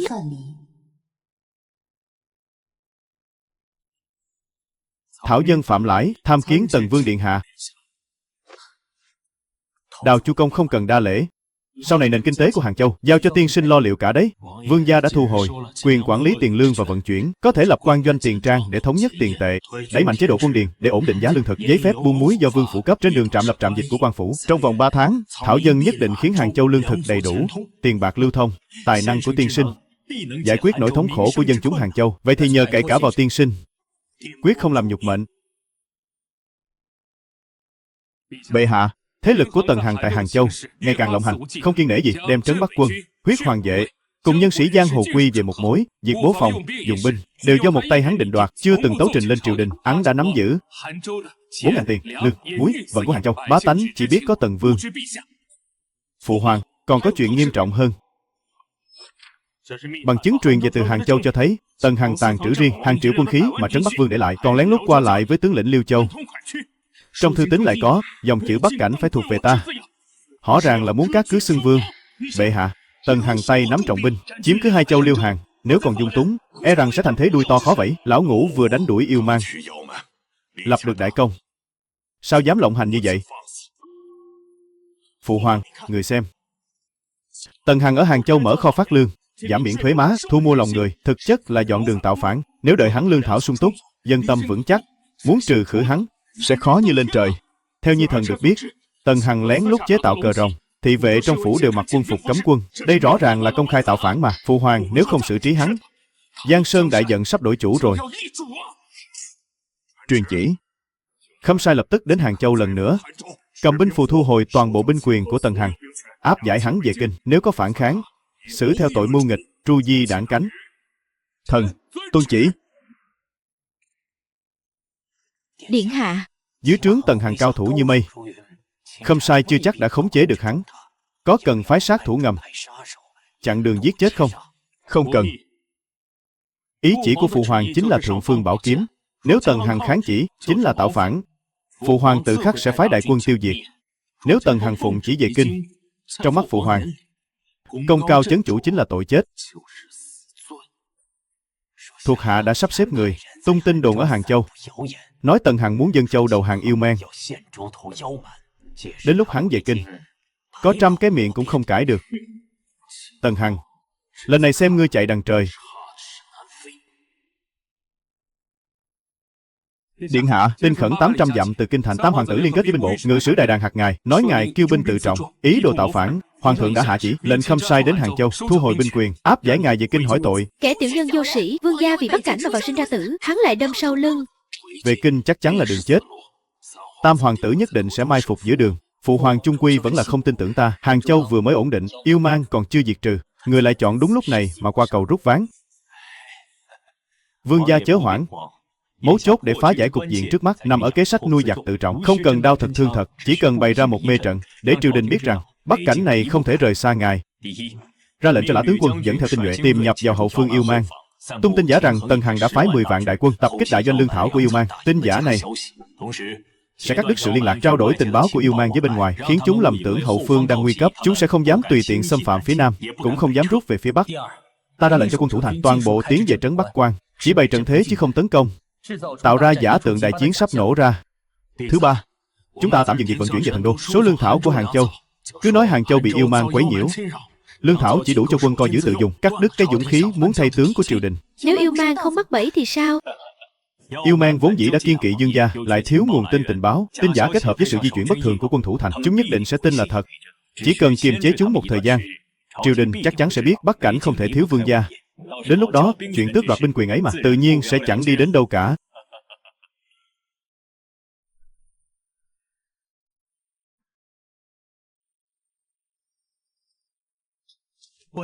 Yêu mang quả nhiên trúng kế, đang điều binh quay về phòng thủ đại doanh lương thảo, đã có mật thám đến thám thính hư thực. Cá quả nhiên cắn câu rồi. Tiếp theo, chỉ cần tĩnh tâm chờ Khâm sai đến, để hắn thấy rằng Bắc Cảnh không thể rời xa Tần Vương. Tần Vương Tần Hằng tiếp chỉ. Tần Vương Hằng ủng binh tự trọng, coi thường hoàng quyền, lập tức giao nộp toàn bộ binh quyền, theo Khâm sai về kinh. Kẻ kháng chỉ sẽ bị xử tội mưu phản. Khâm thử.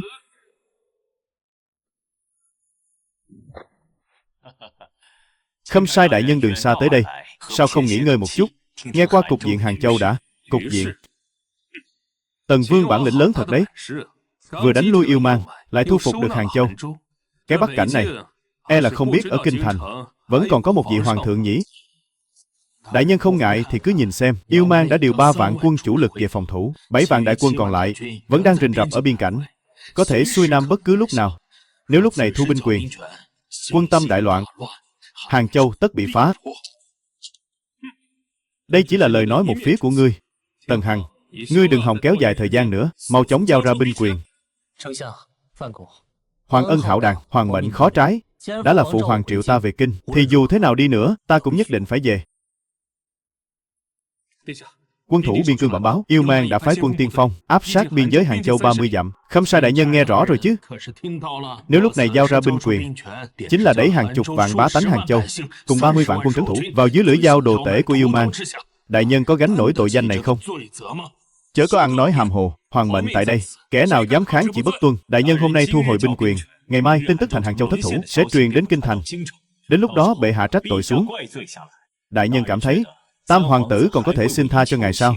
Tam hoàng tử muốn Tần Hằng này phải chết, nhưng nếu Hàng Châu xảy ra chuyện, ta chắc chắn sẽ trở thành kẻ thế mạng. Ta là hoàng tử đại giận, phụ hoàng bảo ta hồi kinh, ta nhất định phải về báo. Đại quân Yêu Mang đã đánh bại quân tiên phong của ta, đang tiến thẳng đến trấn Bắc Quan. Thừa tướng Phạm Công, an nguy của Bắc Cảnh giao lại cho các khanh. Ta đi đây. Vương gia, Tần Vương, mời.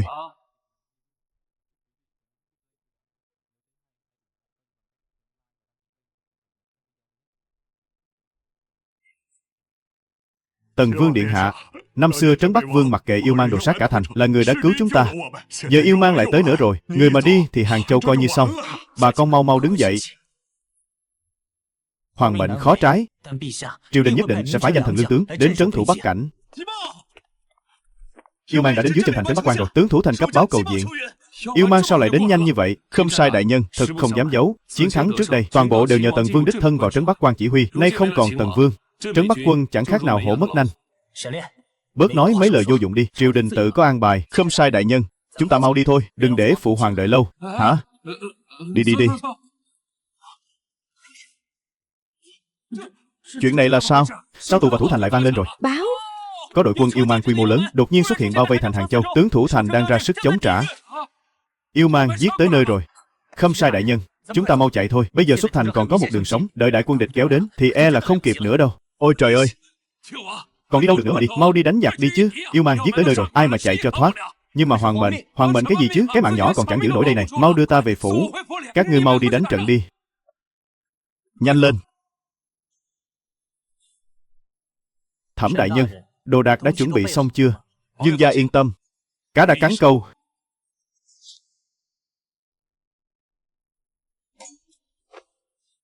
Khâm sai đại nhân, Tần Hằng, tên nghịch tặc đó vốn chẳng có lòng trung thành. Hắn muốn cát cứ Bắc Cảnh. Trấn Bắc Vương năm xưa cũng chưa từng dám nhúng tay vào vận chuyển muối sắt. Hắn lại thu giữ sản nghiệp của các gia tộc. Đây rõ ràng là muốn mưu phản mà. Phải đó, thưa đại nhân, Tần Hằng cưỡng đoạt gia sản nhà ta, tự ý giết hại Trấn Bắc Vương công lao hiển hách. Loại nghịch tặc này nếu không trừ khử, ắt thành đại họa. Chúng ta nguyện làm chứng, giúp đại nhân bắt lấy tên nghịch tặc này. Còn nữa, thưa đại nhân, đây là thứ lục soát được từ thư phòng của hắn, một bức mật thư thông đồng với yêu tộc, một miếng long bội. Hắn đến long bội cũng dám tự ý chế tạo, tâm địa đáng chém. Đại nhân, ngài mau hạ chỉ bắt người đi, chúng ta nguyện dẫn gia đình phối hợp. Được. Vậy bản quan cũng muốn xem thử Tần Hằng này còn lời gì để nói. Tần Hằng, ngươi thâu tóm sắt muối, tự khắc long bội, thông địch phản quốc, nên định tội gì đây? Tần Hằng, trả mạng thúc phụ ta đây. Nếu không phải hôm nay có Khâm sai đại nhân ở đây, ta đã sớm băm vằm ngươi ra muôn mảnh rồi. Tần Vương thì đã sao? Tội mưu mịch, đám hồ bằng cẩu hữu của ngươi cũng không bảo vệ được ngươi đâu. Khâm sai đại nhân chỉ dựa vào vài câu nói suông, một miếng ngọc bội giả mà định được tội của bản vương sao? Còn ngươi nữa, Bắc Minh Liệt, ngươi thật sự coi bản vương và Khâm sai đại nhân là kẻ ngốc sao? Đại nhân hãy xem, miếng long bội này chẳng qua chỉ là đồ chơi mô phỏng bán ngoài chợ. Ta vốn nhờ thợ làm vài cái để mang về cho trẻ con trong phủ chơi. Ngụy biện, ngươi nhất định là đã thông đồng với Yêu Mang, có người chống lưng phía sau. Chống lưng? Vậy bản vương ngược lại muốn hỏi ngươi, khi Bắc Minh Phá Thiên bị xử tử, ngươi đang ở đâu? Tại sao không nhảy ra phản kháng?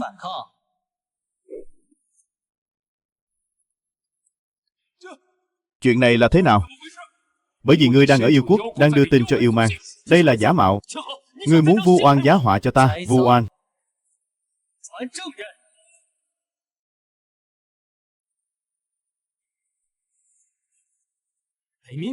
Ngươi đã hứa dân Hàng Châu cho tộc ta, tại sao mãi vẫn chưa động thủ? Thủ lĩnh bảo ta đến hỏi ngươi, khi nào thì mở cửa trấn Bắc Quan? Nói bậy. Ta căn bản không quen biết ngươi. Ngươi nhất định là đã mua chuộc hắn để vu oan giá họa cho ta. Mua chuộc. Những bức thư lục soát được trên người hắn đều do chính tay ngươi viết. Còn có cả ấn tín riêng của ngươi, Thẩm Luyện. Đọc cho hắn nghe.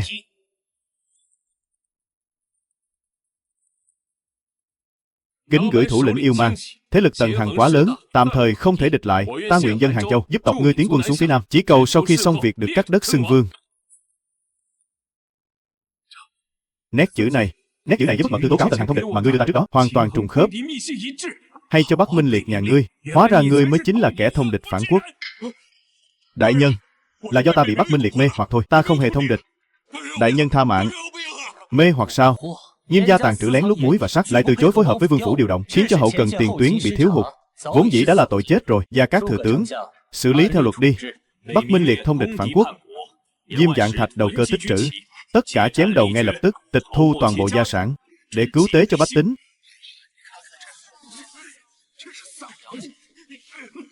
Tần Hằng, Ngươi sẽ chết không được tử tế đâu. thuộc hạ cũ của thúc phụ ta tuyệt đối sẽ không tha cho ngươi.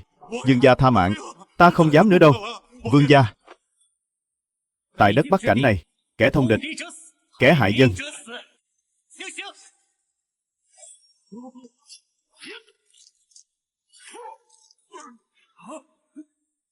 để đại nhân chê cười rồi. Lũ nghịch tặc này giữ lại ắt làm loạn Bắc Cảnh, nên vạn bất đắc dĩ phải giết ngay lập tức. Phải. Vương gia làm rất đúng. Thông địch phản quốc, chết chưa hết tội. Đại nhân hiểu cho là tốt rồi. Bắc Cảnh nhiều việc, vẫn cần đại nhân cùng bản vương ổn định cục diện. Vâng. Tất cả nghe theo Dương gia sắp xếp. Bẩm vương gia, tin mừng, Dương Nghiệt yêu mang nghe tin Bắc Minh Liệt đã bị xử tử, nội bộ đại loạn, đã rút lui khỏi biên giới trăm dặm, Bắc Cảnh đại thắng rồi.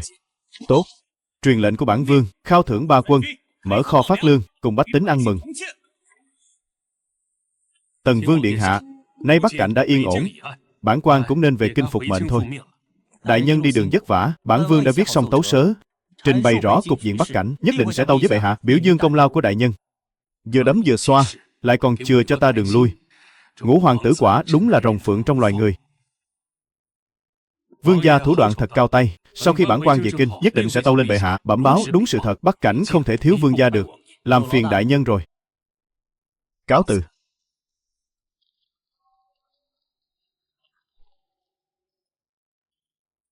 Dương gia, không sai đi rồi. Bắc Cảnh đã nằm trong tay chàng. Bước tiếp theo, chàng muốn tự lập làm vua sao? Nương tử quả nhiên thông minh, nhưng tự lập bây giờ vẫn còn quá sớm. Ta vẫn cần có thêm trợ lực mạnh mẽ nữa. Phụ vương thiếp là Trấn Tây Vương, nắm trong tay 30 vạn Minh Hoàng quân. Thiếp muốn về nhà. Chi bằng vương gia cùng thiếp về thăm nhà mẹ đẻ một chuyến được không? Bản vương cũng đang có ý đó. Nương tử về nhà, bản vương sẽ đích thân tháp tùng. Một là để bảo vệ nàng chu toàn, hai là cũng nên để Trấn Tây Dương nhìn xem con rể của ông ấy thế nào rồi. Vậy thì lên đường thôi. Thiếp cũng muốn xem thử khi phụ vương thấy thế lực hiện nay của chàng sẽ có biểu cảm như thế nào.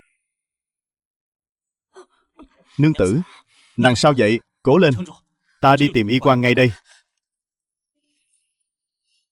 Không cần đâu. Có lẽ là có tin vui rồi.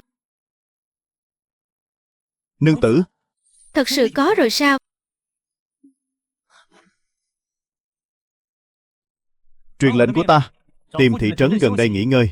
Đoạn đường phía sau, chúng ta phải đi thật cẩn thận. Mời dùng. Chưởng quầy, mang rượu ngon món tốt lên đây hầu hạ. Dạ bẩm các gia, các vị đến rồi ạ.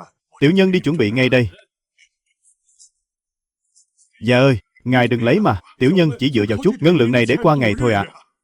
Nói cái gì đó, lấy của mày chút tiền mà cứ lại nhảy mãi. Nói cho ngươi biết, lấy tiền của ngươi là vì nể mặt ngươi đấy. Ta chính là thân tín của Sở Vương điện hạ. Leo lên được ta, cũng đồng nghĩa là ôm được cái đùi lớn của Sở Vương điện hạ đấy. Hiểu chưa? Sở Dương, Tây Vực từ bao giờ lại có Sở Dương? Trấn Tây Vương đâu? Ái chà, mỹ nhân, Sở Dương điện hạ chính là tam hoàng tử của hoàng thượng hiện nay, đến đây để tước quyền của Trấn Tây Vương. Sau này cái đất Tây Vực này ấy là do Sở Vương điện hạ quyết định. Mỹ nhân đi theo ta, sau này tha hồ ăn sung mặc sướng. Cậu sang của tam hoàng tử, bớt sủa bậy ở đây đi. Con đàn bà này, ngươi dám đánh ta? Hôm nay nếu ta không bắt ngươi về làm tỳ thiếp, thì coi như ta uổng công đi theo Sở Vương điện hạ rồi. Đừng có rượu mời không uống rượu phạt, được ta để mắt tới là phúc phận của ngươi đấy. Còn ngẩn ra đó làm gì? Trói con ả kia lại cho ta. Mấy gã đàn ông vướng víu kia chém chết tại chỗ đi. Có Sở Vương điện hạ chống lưng cho chúng ta.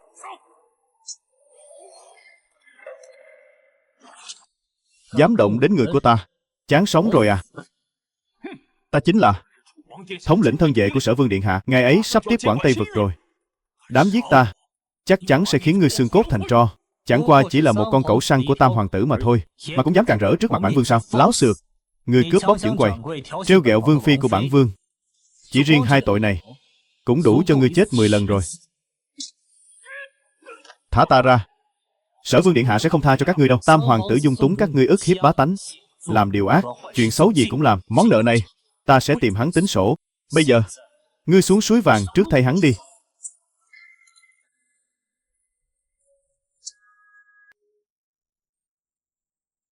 Chưởng quầy, cầm lấy. Đa tạ công tử đã trừ hại cho dân. Các vị hãy mau rời khỏi đây đi. Vị Sở Vương điện hạ đó không dễ chọc vào đâu.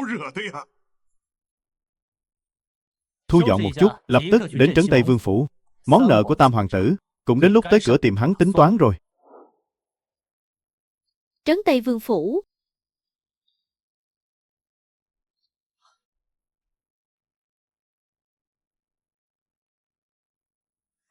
Tỷ phu, đi đường vất vả rồi. Phụ thân đã sớm mong ngóng 2 người đến rồi. Làm phiền hiền đệ phải đợi ở đây rồi.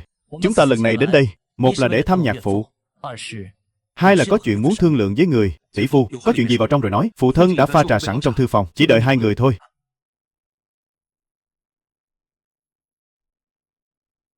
Tuyết Nhi, Tần Vương, không giấu gì hai con. Tam hoàng tử này là do hoàng thượng phái đến, nắm giữ tiền lương Tây Dực, chính là để kiềm chế ta. Hắn ở Trấn Tây Dương phủ đã tác oai tác quái một thời gian rồi. Ngặt nổi triều đình đã giao cho Tam hoàng tử đại quyền kiểm soát tiền lương. Tây Dực xưa nay vốn nghèo nàn. Nếu chúng ta động đến Tam hoàng tử thì quân lương của Trấn Tây quân không biết lấy đâu ra mà phát. Tên Tam hoàng tử này ở trong triều đã nhiều lần đối đầu với con, bây giờ lại đến đây gây khó dễ cho nhạc phụ. Món nợ này đúng là nên tính toán sòng phẳng rồi.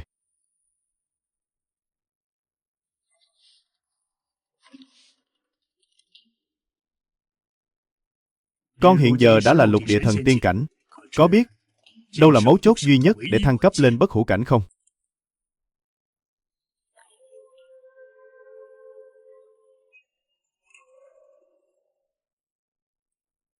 Nhạc phụ đại nhân biết được cơ duyên đó sao?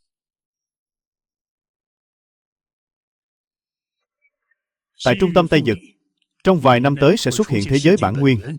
Đó là mấu chốt duy nhất để thăng cấp bất hủ trong vòng 100 năm tới. Nhưng đến lúc đó, lục địa thần tiên trong thiên hạ đều sẽ đến tranh, đến cướp. Đa tạ nhạc phụ đã cho biết.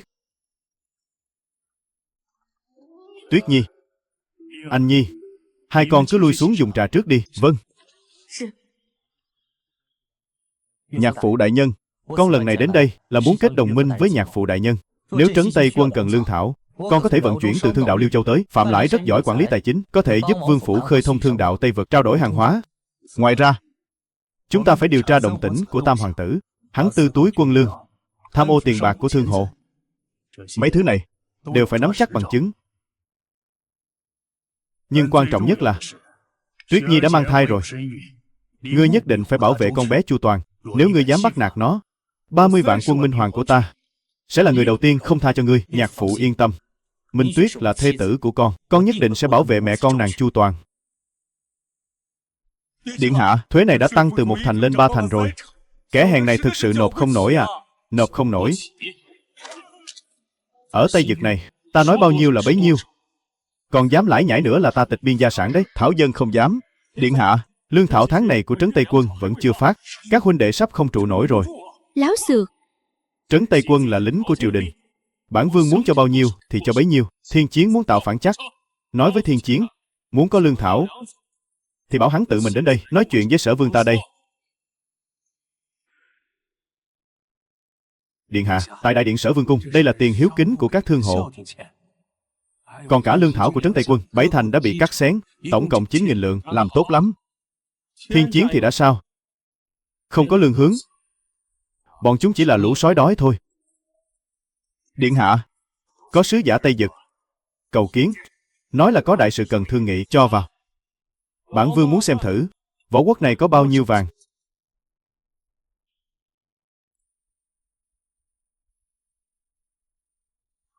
Sở Dương điện hạ, chúng ta là sứ giả võ quốc. Sứ giả võ quốc tìm ta có việc gì? Chúng ta có đủ vàng bạc, có thể cung cấp cho điện hạ mở rộng quân bị. Chỉ cần điện hạ giúp chúng ta hạ bệ trấn Tây Vương phủ, nắm giữ thương đạo Tây Dực, chúng ta nguyện chia 5 thành lợi nhuận cho điện hạ.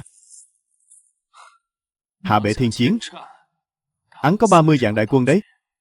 Sở Vương, ngài nắm giữ lương thảo của trấn Tây quân, chúng ta cung cấp vàng bạc và viện binh, giúp điện hạ thành đại sự. Sau khi diệt thành, điện hạ cai quản Tây Dực, chúng ta nắm thương đạo, đôi bên cùng có lợi. Ngươi có biết mình đang nói cái gì không? Ngươi đang xúi giục ta phản quốc đấy à? Sở Vương, theo võ quốc chúng ta thấy, tài trí mưu lược của ngài không thua kém gì Tần Vương.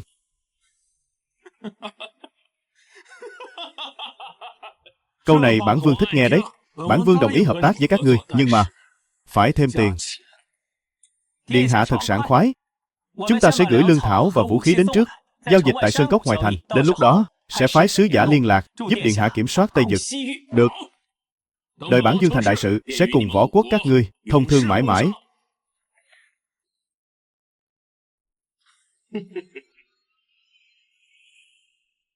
Ngươi đi bẩm báo với Tần Vương, Tam hoàng tử đã đồng ý giao dịch.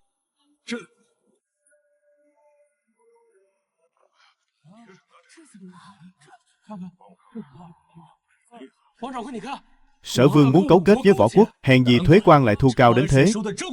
Hóa ra hắn định bán đứng Tây Dực để đổi lấy hoàng vị. Sáng nay ta mới nghe nói Sở Vương muốn mượn binh của võ quốc giết Tần Vương và trấn Tây Vương. Đến lúc đó chúng ta đều phải làm nô lệ. Tru diệt kẻ thông địch Sở Vương.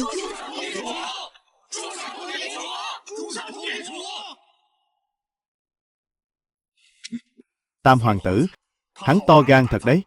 Vơ vét tiền tài thì cũng thôi đi, lại còn dám thông địch phản quốc. Bệ hạ, việc này cần mau chóng điều tra làm rõ. Nhưng theo lý mà nói, hắn không giống kẻ có thể làm ra chuyện này. Nhưng lão Tam của ngài nắm giữ kho lương Tây Dực, nếu thật sự cấu kết ngoại địch, hậu quả của ngươi sẽ khôn lường. Chuyện này ngươi hãy đích thân đi một chuyến, ngầm điều tra việc lão Tam thông địch. Nếu là sự thật thì bắt giữ ngay tại chỗ, áp giải về kinh. Nhưng nếu gặp phải sự phản kháng, ta không đảm bảo sẽ giữ được mạng sống đâu.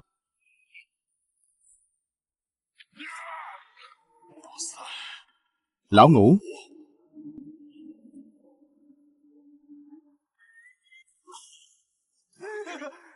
đừng đập nữa. Bớt nói nhảm đi. Lão già đáng chết, tăng thuế đâu phải chỉ mỗi nhà ngươi. Mau đưa tiền đây. Quan gia, cầu xin ngài, tiểu nữ bị bệnh, tiền đều mang đi chữa bệnh hết rồi. Thật sự là không còn tiền nữa à? Ta là Sở Vương do chính tay hoàng thượng sắc phong. Lời của ta chính là vương pháp. Không có tiền thì đánh. Đánh đến khi nào có tiền thì thôi. Đừng đánh cha ta. Cầu xin điện hạ khai ân, đừng đánh cha ta. Chúng ta đi gom tiền ngay đây. Con nha đầu này trông cũng xinh xắn đấy chứ. Không có tiền cũng được. Lấy con nha đầu này gán nợ. Bản vương có thể miễn cho ngươi 1 năm thuế. Quan gia tha mạng. Nó mới 15 tuổi thôi mà.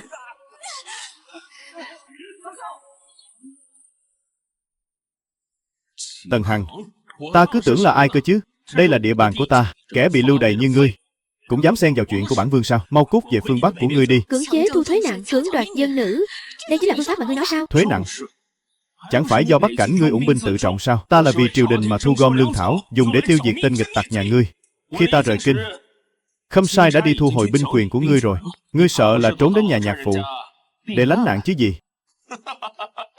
Tin tức của Tam ca thật là chậm chạp quá, nhưng cũng chẳng trách. Huynh bị đày đến Tây Dực này rồi, tự nhiên là hết hy vọng đoạt đích rồi. Không biết sống chết. Người đâu? Bắt hắn lại cho ta. Tại Tây Dực, ta chính là triều đình. Kẻ nào dám ngăn cản chính là chống lại triều đình. Giết. Tần Hằng, ngươi dám động đến người của ta, tin hay không ta cho người phi ngựa 800 dặm khẩn cấp về kinh, để phụ hoàng định cho ngươi cái tội nghịch phản mưu nghịch. Mưu nghịch ư? Nhìn lại mấy chuyện thối nát của Tam ca đi. Ở Tây Dực vơ vét của cải, bạo ngược vô đạo, nuôi dưỡng tư binh, cắt xén lương thảo của trấn Tây quân. Ta thấy kẻ muốn mưu nghịch là huynh mới đúng. Ngươi ngậm máu phun người. Tam ca, ta nghe nói rồi, có sứ thần ngoại bang thường xuyên ra vào Sở Vương phủ. À không phải, bản vương còn tra được huynh lén lút cấu kết với sứ thần võ quốc, ứa dân Tây Dực để đổi lấy ngôi vị hoàng đế. Muốn bản vương đưa mật thư ra không? Ngươi nói bậy. Bản vương trong sạch, làm gì có chuyện đó. Thị vệ đâu? Hộ giá. thông địch phản quốc, làm sát vô tội. Giữ ngươi lại có ích gì? Giết tên cẩu quan này cho ta. Tần Hằng, ngươi cứ đợi đấy cho bản vương nhất định sẽ khiến ngươi chết không có chỗ chôn. Sao lại biến mất rồi? Là người do hoàng thượng phái tới. Có thể đỡ được một kiếm này của cái nhiếp, chắc chắn là người của hoàng thượng. Xem ra hoàng thượng đã nghe tin tam hoàng tử thông địch, nên phái người đến điều tra rồi. Vương gia, theo kế hoạch, thuộc hạ sẽ đến sứ quán mai phục ngay đây. Lão nhân gia, ta sẽ giúp ông báo thù. Ông cứ đợi đấy. Tần Hằng. Tần Hằng.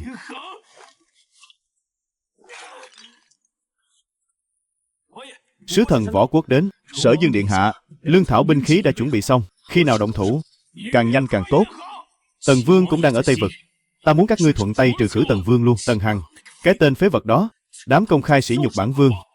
Bản vương nhất định phải băm vằm hắn ra muôn mảnh. Đêm nay động thủ luôn. Ngươi dẫn người đi giết Tần Hằng, ta sẽ dẫn binh vây tiểu trấn Tây Dương. Điện hạ, ngài có biết ta là... Động thủ? Động thủ cái gì? Cấu kết võ quốc, ý đồ mưu phản. Tam ca, huynh to gan thật đấy. Tần Hằng, sao ngươi lại ở đây? Bọn ta đã bắt được sứ giả võ quốc, hắn mang theo tư ấn của huynh bên người, đã khai ra toàn bộ những việc làm dơ bẩn của các người rồi. Không nhận cũng không được đâu. Sứ giả, giết bọn chúng cho ta. Ta hứa chia cho ngươi 3 thành lợi tức từ Tây Vực.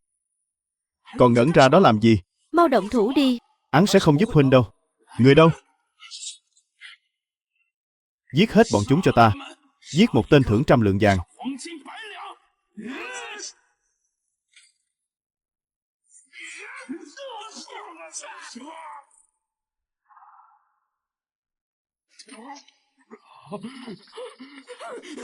Không cần đâu.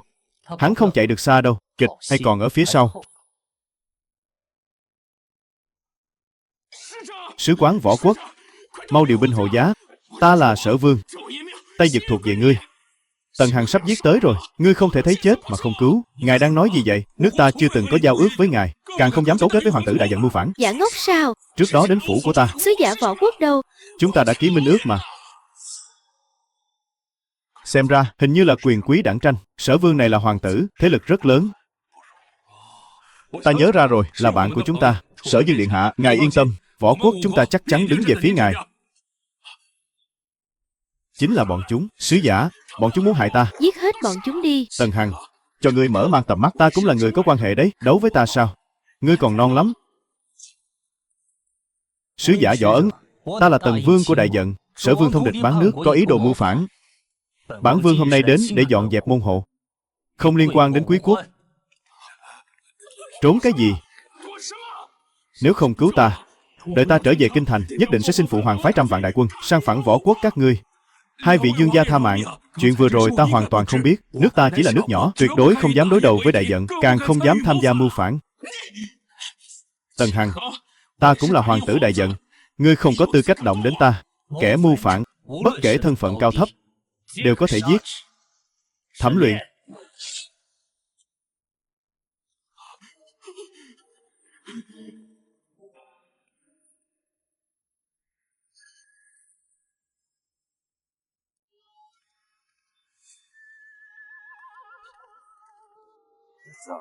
Tần Vương phá án, bất kể là ai cũng không được ngăn cản.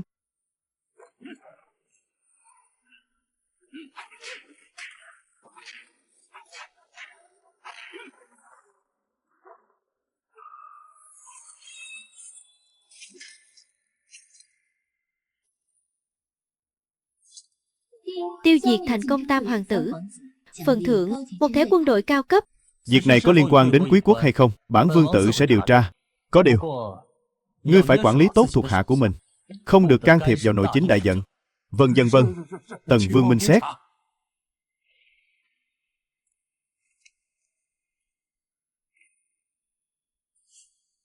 Tần Hằng, tự ý giết hoàng tử. Ngươi to gan thật đấy.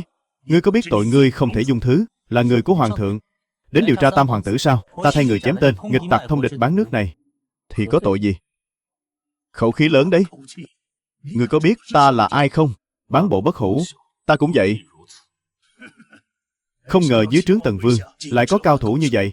Nhưng ngươi tưởng rằng bán bộ bất hủ là có thể bảo vệ được ngươi sao? Có bảo vệ được hay không? Không phải do ngươi quyết định.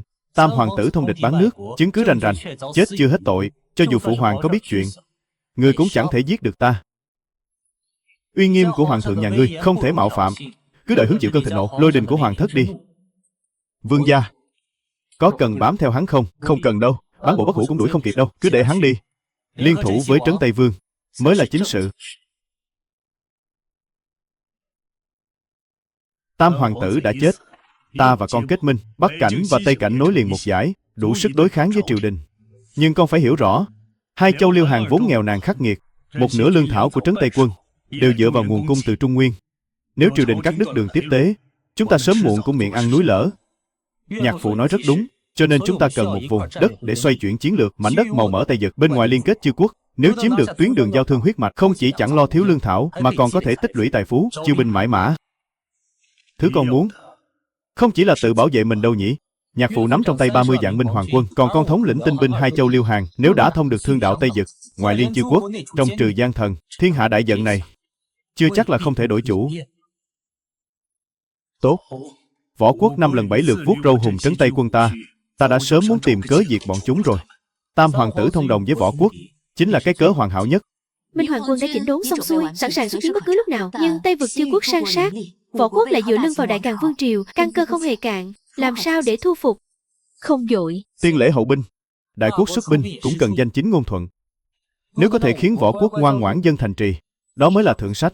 Hơn nữa, võ quốc còn có quan hệ với Đại Tần Vương triều, cần phải đối đãi thận trọng. Con thâm sâu khó lường hơn ta tưởng đấy. Mắt nhìn của con quả nhiên không tệ. Nếu đại sự thành công, con sẽ trở thành hoàng hậu, còn ta sẽ là quốc chủ ca rồi.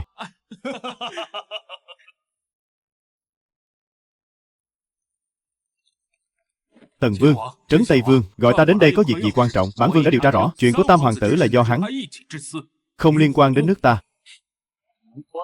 Tam hoàng tử tư thông với quý quốc, âm mưu tạo phản, chứng cứ rành rành. Quý quốc lén lút trợ giúp nghịch tặc, theo luật đáng chém.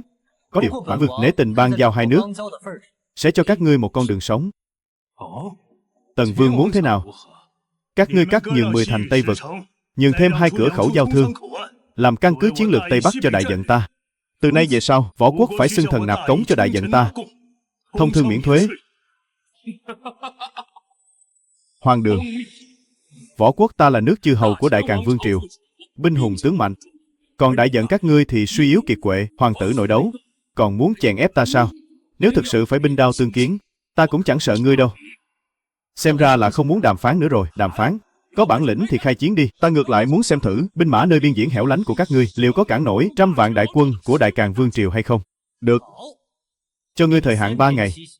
Hoặc là dân thành xưng thần, hoặc là bản vương sẽ sang phẳng võ quốc. Thẩm luyện, tiễn sứ thần ra ngoài. Tần Hằng, ngươi sẽ phải trả cái giá rất đắt cho sự ngông cuồng hôm nay. Võ quốc ta và Đại Càn Vương triều sẽ không tha cho ngươi đâu. Không giữ hắn lại sao? Không cần, cứ để hắn về gọi viện binh. Vừa hay có thể một mẻ hốt gọn. Thực lực Đại Càn Vương triều không yếu. Chúng ta thực sự có thể đối phó sao? Nhạc phụ yên tâm, thuộc hạ của ta, Gia Cát Khổng Minh, đang dẫn tinh binh tới đây. Trận này tất thắng. Mau đi Đại Càn cầu viện, cứ nói đại giận có ý khởi binh tấn công, càng nghiêm trọng càng tốt.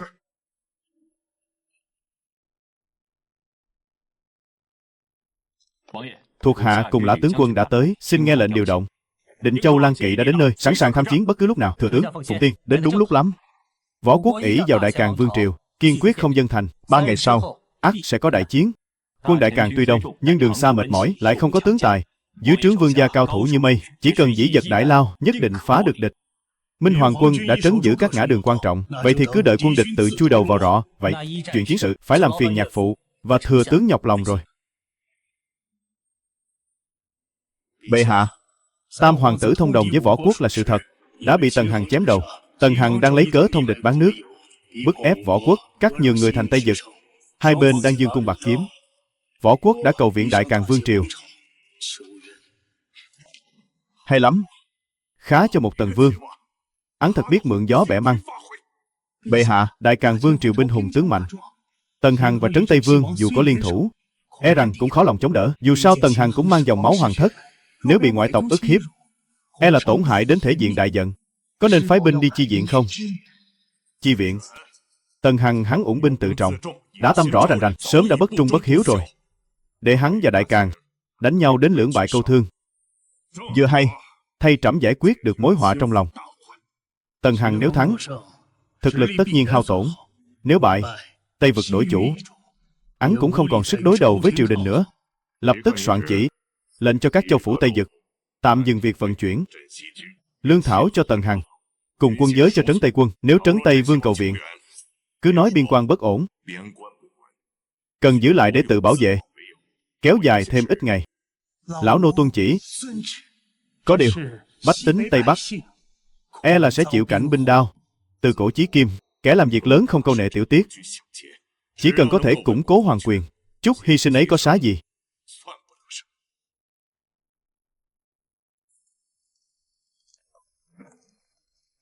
Tần Hằng, chiến thư của Đại Càn Vương triều đây, thời hạn 3 ngày đã đến. Đây là câu trả lời của ta. Chỉ dựa vào cái đám giá áo túi cơm của Đại Càn Vương triều sao? Cuồng vọng. Đại Càn Vương triều không phải như đám phế vật đại giận các ngươi. Nội chiến thì giỏi, ngoại chiến thì dở. Chủ soái thống lĩnh trăm vạn đại quân của Đại Càn Vương triều là Bách Thắng tướng quân Tạ Thừa Phong. Giết ngươi dễ như cắt cỏ rác. Cút đi. Bản vương sẽ ở ngay trước trận, đợi lấy đầu chủ soái nhà ngươi. Ngươi cứ đợi đấy cho ta. Đến lúc đó xem ngươi còn mạnh miệng được không. Tạ Thừa Phong là danh tướng Đại Càn. Đại giận giao chiến với hắn, bại nhiều thắng ít. Nhạc phụ yên tâm, còn có tinh binh mạnh tướng, thích hợp tác chiến đặc chủng. Nguyện nghe chi tiết. Vương gia, Đại Càn cách chúng ta chỉ còn nửa ngày đường. Chúng ta nên ứng chiến thế nào? Sợ cái gì? Có ta ở đây, chúng ta cứ dàn trận chém giết một phen là được. Ta cũng muốn hội ngộ cái tên Đại Càn kia. Nhạc phụ, thừa tướng, mọi người xem, để cái Đại Hiệp và Phụng Tiên thống lĩnh tinh nhuệ Lan Kỵ tập kích doanh trại Đại Càn trong đêm, trực tiếp lấy đầu Cáp Lập Đức, để hai vị tướng quân Trương Liêu, Cao Thuận dẫn đội đốt lương thảo của chúng. Mặt trước do Trấn Tây quân giả vờ tấn công, lù địch vào sâu trong hẻm núi, cẩm y vệ giáp công hai bên sườn. Đợi khi nhóm Phụng Tiên đắc thủ, sẽ quay lại cắt đứt đường lui của chúng, ắt sẽ đại thắng. Hay lắm. Kế này thật tinh diệu, đánh thẳng vào chỗ hiểm. So với chém giết trực diện thì đỡ tốn sức hơn trăm lần. Kế sách của Dương gia quả thực bất phàm. Truyền lệnh xuống, cứ theo kế mà làm. Báo.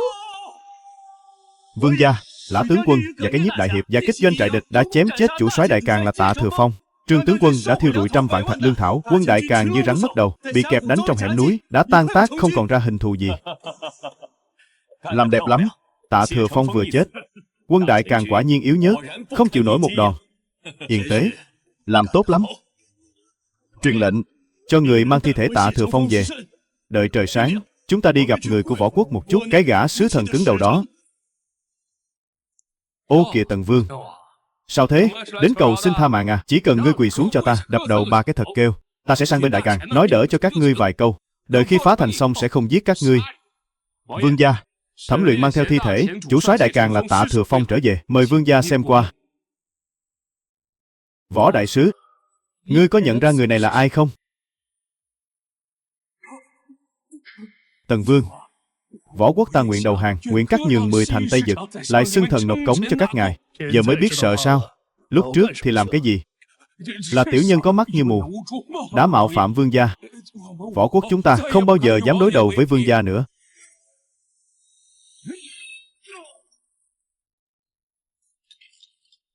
Từ hôm nay trở đi, ngươi chính là chánh sứ, ký tên điểm chỉ đi.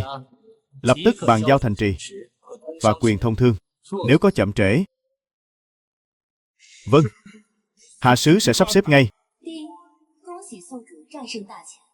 Phần thưởng đang tích lũy.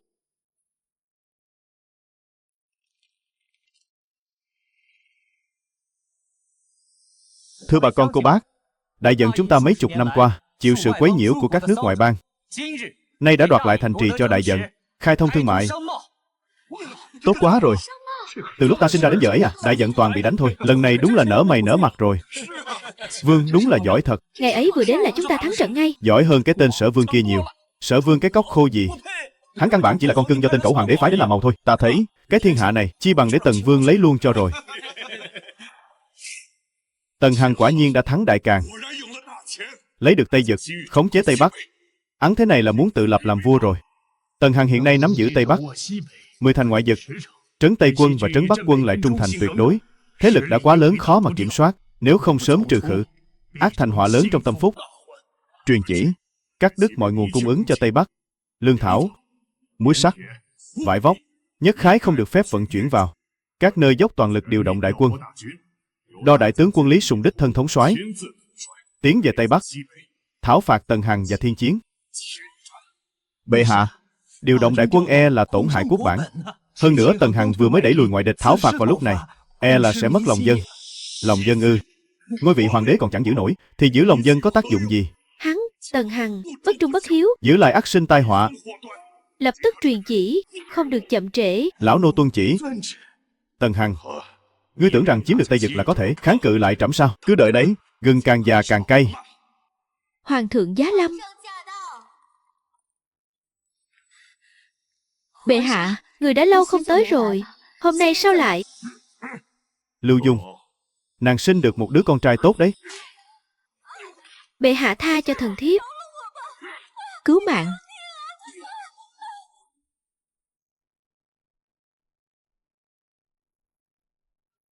Vương trưởng quầy, cầu xin ông chia cho ta nửa đấu lương thực, con ta đã 3 ngày chưa được ăn cơm rồi. Không phải ta không muốn bán, mà thực sự là đã hết lương thực rồi.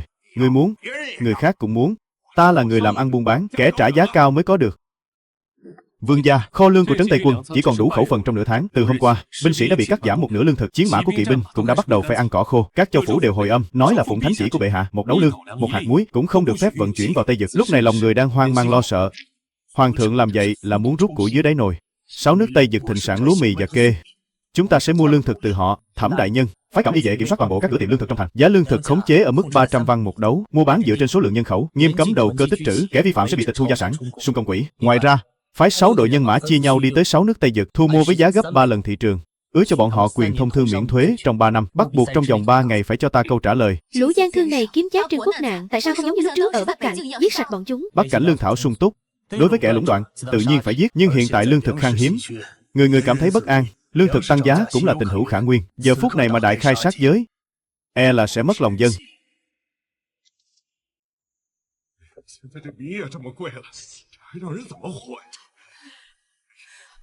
Cầm lấy đi, mua chút gì đó cho đứa nhỏ ăn. Đa tạ Tần Vương.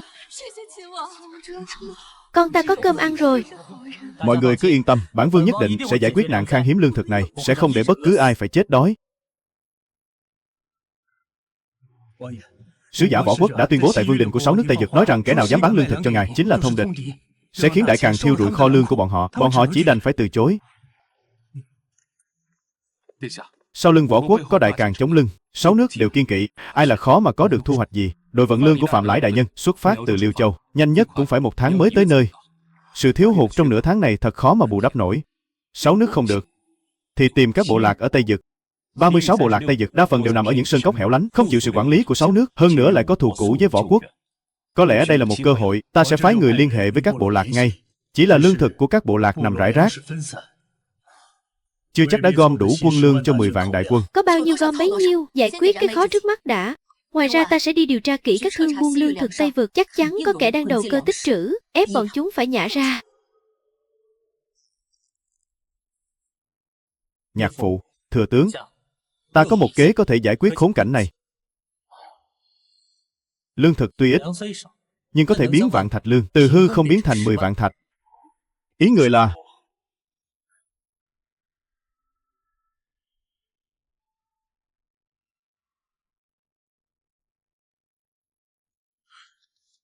Tần Vương điện hạ, nghe nói ngài phái người đi thu mua lương thực.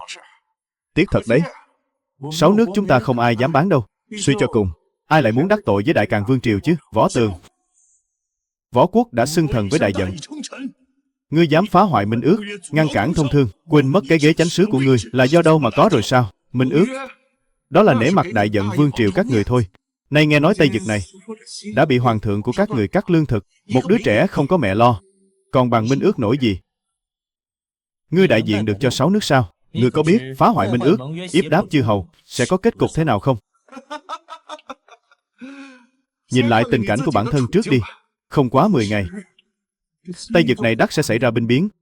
Muốn có đường sống thì đáp ứng ta 2 điều kiện.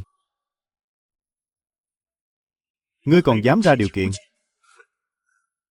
Thứ nhất, hủy bỏ hiệp ước võ quốc các nhường người thành trước đây. Thứ hai, đem chủ thành Tây Dực của đại vận các người và 12 tòa thành trì lân cận chia cho 6 nước Tây Dực chúng ta. Đồng ý thì ta sẽ để 6 nước bán lương thực cho ngươi. Không đồng ý thì ngươi cứ đợi binh lính quay giáo, trăm họ nổi loạn đi. Nếu bản vương không đồng ý thì sao? Không đồng ý ư? Vậy ta sẽ truyền tin cho Đại Càn. Lúc này, bọn họ đang chờ để rửa mối nhục xưa đấy. Ta muốn xem thử. Bây giờ các người còn cản nổi không? Đến lúc đại quân Đại Càn tàn sát cả thành. Tần Hằng ngươi chính là tội nhân của Tây Dực. Võ Tường, có dám cá cược với bản vương một ván không? Cá cái gì? Ngươi còn biến ra được lương thực chắc. Trong vòng 5 ngày, bản vương nhất định sẽ bình ổn giá lương thực Tây Dực, để bách tính mua được lương thực, ở giá 100 văn một đấu, khôi phục toàn bộ khẩu phần ăn cho trấn Tây quân. Nếu ta làm được, võ quốc phải theo giá thị trường, cung cấp lương thực không giới hạn cho ta. Nếu ta không làm được, ngoài chủ thành Tây Dực ra, 12 tòa thành kia, bản vương sẽ dâng hết cho Võ Tường ngươi. Tần Vương, không được. Trong vòng 5 ngày, sao có thể chứ? Tần Dương cuốn lên rồi. Vẫn còn non và xanh lắm.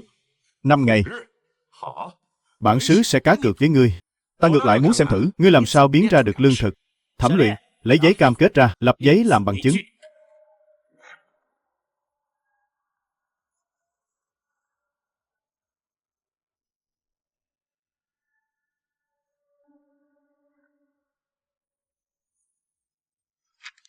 Năm ngày sau, ta sẽ dẫn quan viên võ quốc đến tiếp quản thành trì.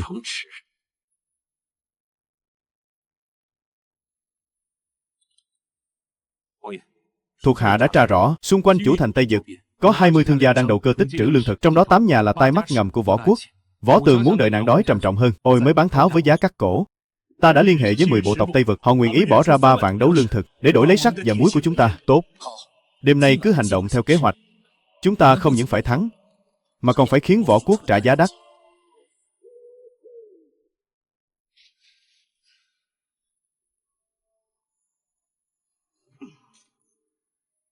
Quân gia, Tây Dực chúng ta chẳng phải đã bị triều đình phong tỏa rồi sao? Số lương thực này là đa tạ chiếc thuyền lớn phía tây kia, đặc biệt là sự viện trợ mạnh mẽ của võ quốc. Từ nay về sau, mỗi ngày đều sẽ có lương thực liên tục được vận chuyển tới. Chúng ta sau này không bao giờ lo thiếu lương thực nữa. Đúng là chuyện tốt thật.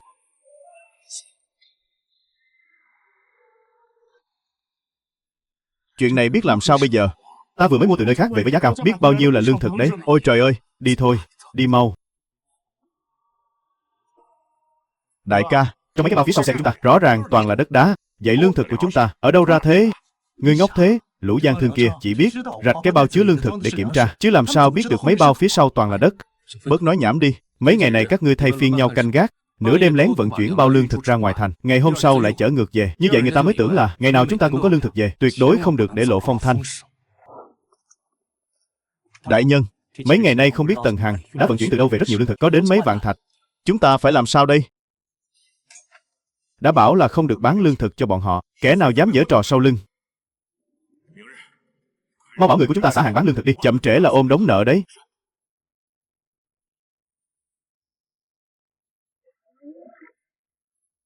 Bà con cô bác ơi, vương phủ có lương thực rồi, 100 văn một đấu. Ai mua gạo thì xếp hàng đăng ký nhé. Mỗi người không được mua nhiều quá đâu, đúng là lương thực thật rồi. Ôi chào Tần Dương. Ngài đúng là hiền dương mà. Ngài đã cứu mạng cả nhà. Già trẻ lớn bé của Thảo Dân rồi, Tần Vương đến rồi, cuộc sống của chúng ta ngày càng có hy vọng rồi. Đúng vậy, đa tạ Tần Vương. Thế này thì biết làm sao đây? Ta nghe nói, viện trợ từ ngoại bang và Bắc Cảnh đã tới nơi rồi. Hiện giờ ấy à, càng không thiếu lương thực. Tốt quá, đa tạ.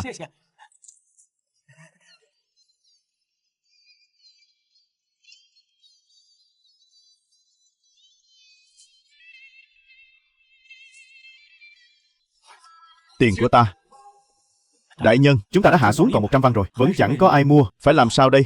Tiếp tục hạ giá, hạ xuống 80 văn, nhất định phải bán hết số lương thực này. Vâng.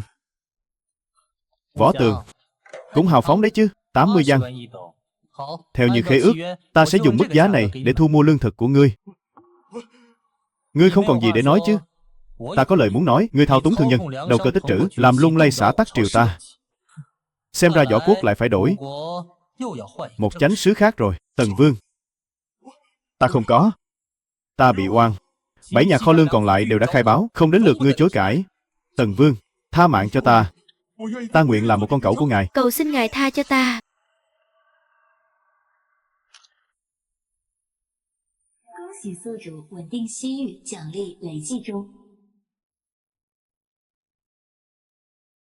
Chiêu mang thiên quá hải này của vương gia thật sự là diệu kế. Đúng vậy thưa dương gia, bề ngoài thì ngày nào cũng có gạo và lương thực nhập kho, nhưng mỗi lần chỉ có mấy bao đầu là lương thực thật.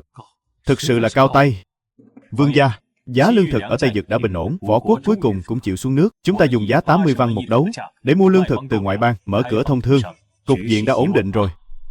Phải rồi, tin tức từ Cẩm Y vệ, triều đình đã xuất binh về hướng Bắc Cảnh và Tây Dực. Hiền tế, con mau đến Bắc Cảnh chủ trì đại cục. Nơi này cứ giao cho lão phu. Lão phu ở Tây Dực tắm máu chiến trường bao năm nay. Binh lính của lão hoàng đế kia không lật được trời đâu. Nhạc phụ đại nhân, Bắc Cảnh quả thực cần con, nhưng Tây Dực thù trong giặc ngoài. Con sẽ để Lã tướng quân và Tinh Châu Lan Kỵ ở lại để phòng khi cần dùng đến. Được. Con cứ đi đi. Ở đây cứ giao cho ta. Tuyết Nhi, con nhất định phải chú ý sức khỏe. Con hiện giờ đang mang thai đấy. Con sẽ bảo trọng.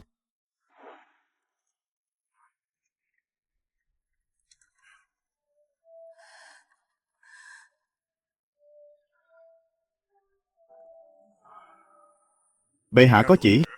Tần Hằng, ung binh tự trọng. Các cứ Tây Bắc, thật là mưu nghịch. Hạn cho các ngươi, trong vòng 3 ngày, trói giải Tần Hằng, dâng lên trước quân doanh. Nếu không, sẽ sang phẳng cư Nam Quan. Gà cẩu không tha. Lý tướng quân, Tần Vương trấn thủ Bắc Cảnh, đánh đuổi yêu mang, vì bảo vệ bách tính, công trạng rành rành. Cái gọi là mưu phản, hoàn toàn là ngậm máu phun người. Nay yêu mang đang rình rập như hổ đói, chính là lúc phải đồng tâm hiệp lực. Khẩn cầu tướng quân về kinh phục mệnh. Khuyên can bệ hạ, hãy lấy xã tắc làm trọng. Nếu tướng quân nhất quyết muốn khai chiến, phòng tuyến Bắc Cảnh ắt sẽ vỡ. Yêu mang sẽ thừa nước đục thả câu, bách tính lầm than. Tội trạng tại đình này, ai gánh vác nổi? Trách nhiệm này, bản tướng quân chỉ phụng chỉ hành sự. Tần Hằng, tên nghịch tặc đó, giết hoàng tử, kháng hoàng mệnh, đã là kẻ thù chung của triều đình. Các ngươi chẳng qua chỉ là tay sai của hắn, cũng xứng bàn chuyện quốc gia với bản tướng quân sao? Biết điều thì mau phái người đi mời Tần Hằng về chịu tội, bằng không đợi đại quân ta vây thành. Các ngươi đừng hòng có ai sống sót, tướng quân hà tất phải đuổi cùng giết tận. Tần Vương đang ở Tây Dực giải quyết nạn đói. Khẩn cầu tướng quân thư thả cho vài ngày, đợi Tần Vương trở về, tự khắc sẽ có lời giải thích. Bản tướng quân nể mặt các ngươi, chịu ra đây đàm phán. Được. Vậy ta chỉ cho một ngày, giờ này ngày mai, nếu Tần Hằng không đến, hoặc các ngươi cự tuyệt giao người, sẽ lập tức công thành. Đừng có giở trò mèo. Nhất cử nhất động của các ngươi đều nằm trong tầm mắt của bản tướng quân. Đại nhân, tên Lý Sùng này thật khinh người quá đáng. Chinh Bắc quân của hắn tuy tinh nhuệ, nhưng chúng ta chiếm cứ địa thế hiểm yếu, chưa chắc không thể đánh một trận, chi bằng liều một phen sống mái. Không được. Quân địch đông gấp 3 lần ta, trang bị lại tinh nhuệ, đánh bừa chỉ khiến sinh linh đồ thán mà thôi. Ẩn nên đợi Dương gia về rồi hãy định đoạt.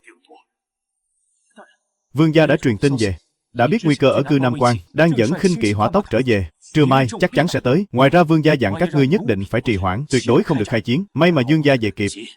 Truyền lệnh của ta, đóng chặt cổng thành, phái người mang chút rượu thịt sang đại doanh Lý Sùng, giả vờ quy thuận, làm chúng lơ là để câu giờ. Rõ. Nhỡ Lý Sùng nhìn thấu kế hoãn binh, tấn công trước thì làm sao? Vậy thì tử thủ. Chỉ cần cầm cự đến trưa mai, Vương gia vừa tới, chắc chắn sẽ giải được vây. Binh bộ dân tấu nói Lý Sùng ngay trong ngày có thể công phá Bắc Cảnh. Các khanh tin không? Ta thấy chưa chắc. Ngươi vẫn nên trông chừng dung phi của ngươi cho kỹ đi. Tần Hằng là kẻ nặng tình. Theo ta thấy, Lưu Dung mới là con ác chủ bài của ngài. Hồng Công Công, từ hôm nay đầy Lưu Dung vào lãnh cung, phái đại nội cao thủ giam lỏng. Nếu bà ta chết, hoặc là để sống mất, trẫm chỉ hỏi tội một mình ngươi. Tuân chỉ.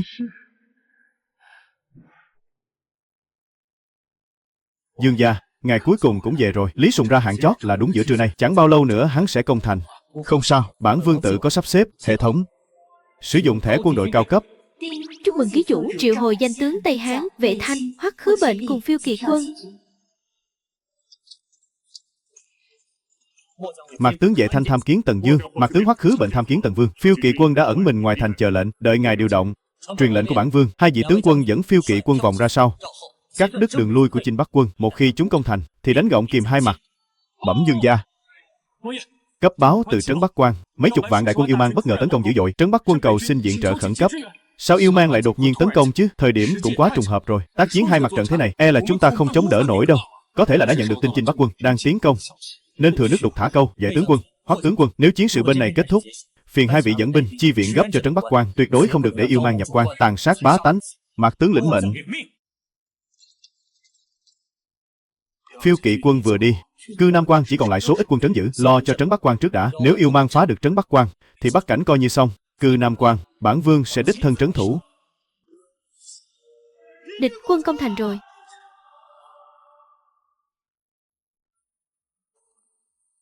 Dương gia, đại thắng. Vệ tướng quân và Hoắc tướng quân đã tập kích đại doanh Chinh Bắc Quân. Chinh Bắc Quân không chút phòng bị, trận hình tan rã, đã co cụm rút về phòng thủ. Theo lời dặn của vương gia, Phiêu Kỵ Quân đã tiến về phía bắc chi viện. Xem ra ông bố hờ của ta thực lực cũng chỉ đến thế mà thôi.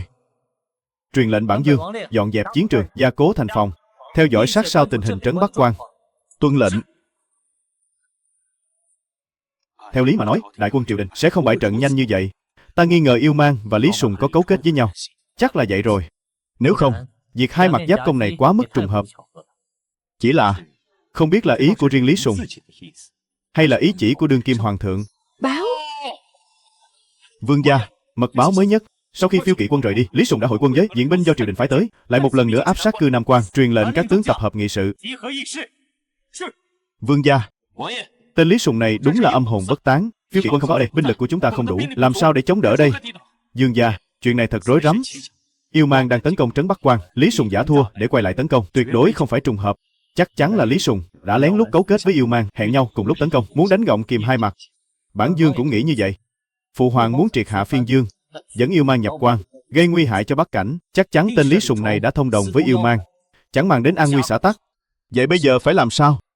Chiến sự ở Trấn Bắc Quan đang căng thẳng, Kiêu Kỵ Quân không thể rút về được, quân thủ thành ở Cư Nam Quan không đủ, đấu tay đôi với Lý Sùng chắc chắn sẽ thua. Dương gia, liều mạng với hắn đi, cho dù có phải chiến tử, chúng ta cũng quyết không đầu hàng, quyết không đầu hàng. Truyền lệnh của ta, toàn quân giới bị, gửi tin cầu viện Trấn Tây Quân. Nếu tên Lý Sùng đó dám cường công, cùng lắm là cá chết lưới rách. Tuân lệnh. Dương gia, không được, cá chết lưới rách, cái giá phải trả quá đắt. Lượng có một kế, có thể lui được binh Lý Sùng. Thừa tướng có diệu kế gì? Vương gia quên rồi sao? Năm xưa, Lượng từng bày không thành kế đẩy lui Tư Mã Ý. Nay Lý Sùng tính tình đa nghi, hay lo xa chính là lúc thích hợp để dùng lại kế này. Như vậy quá mạo hiểm rồi. Lý Sùng đã liên kết với Yêu Mang, hắn là biết rõ chúng ta binh lực không đủ, chưa chắc hắn đã mắc bẫy. Tuy binh lực chúng ta thiếu hụt, nhưng hắn cầu thắng trong sự chắc chắn, tuyệt đối sẽ không dám đánh cược xem chúng ta dồn binh lực vào đâu. Chỉ cần diễn cho thật đạt, thần liệu định hắn tuyệt đối không dám manh động. Được, cứ theo kế của thừa tướng. Truyền lệnh của ta, quân thủ thành rút bớt một nửa, ẩn nấp kỹ càng, không được lộ diện. Ngoài ra, mời Lý Sùng, cứ nói là bản vương đang ở trên sườn đồi nhỏ ngoài thành, muốn đàm đạo với hắn một chút. Tần Hằng, đã là lúc nào rồi mà ngươi còn tâm trí gãy đàn sao? Ngươi tưởng rằng ta thực sự bại dưới tay ngươi sao? Lý Nguyên Soái, suốt ngày chém chém giết giết thì chán lắm, chi bằng ngồi xuống uống chén trà, hàn huyên tâm sự. Bản vương biết ông mang theo 100 vạn hùng binh, nhưng chẳng phải ông cũng không dám công thành sao?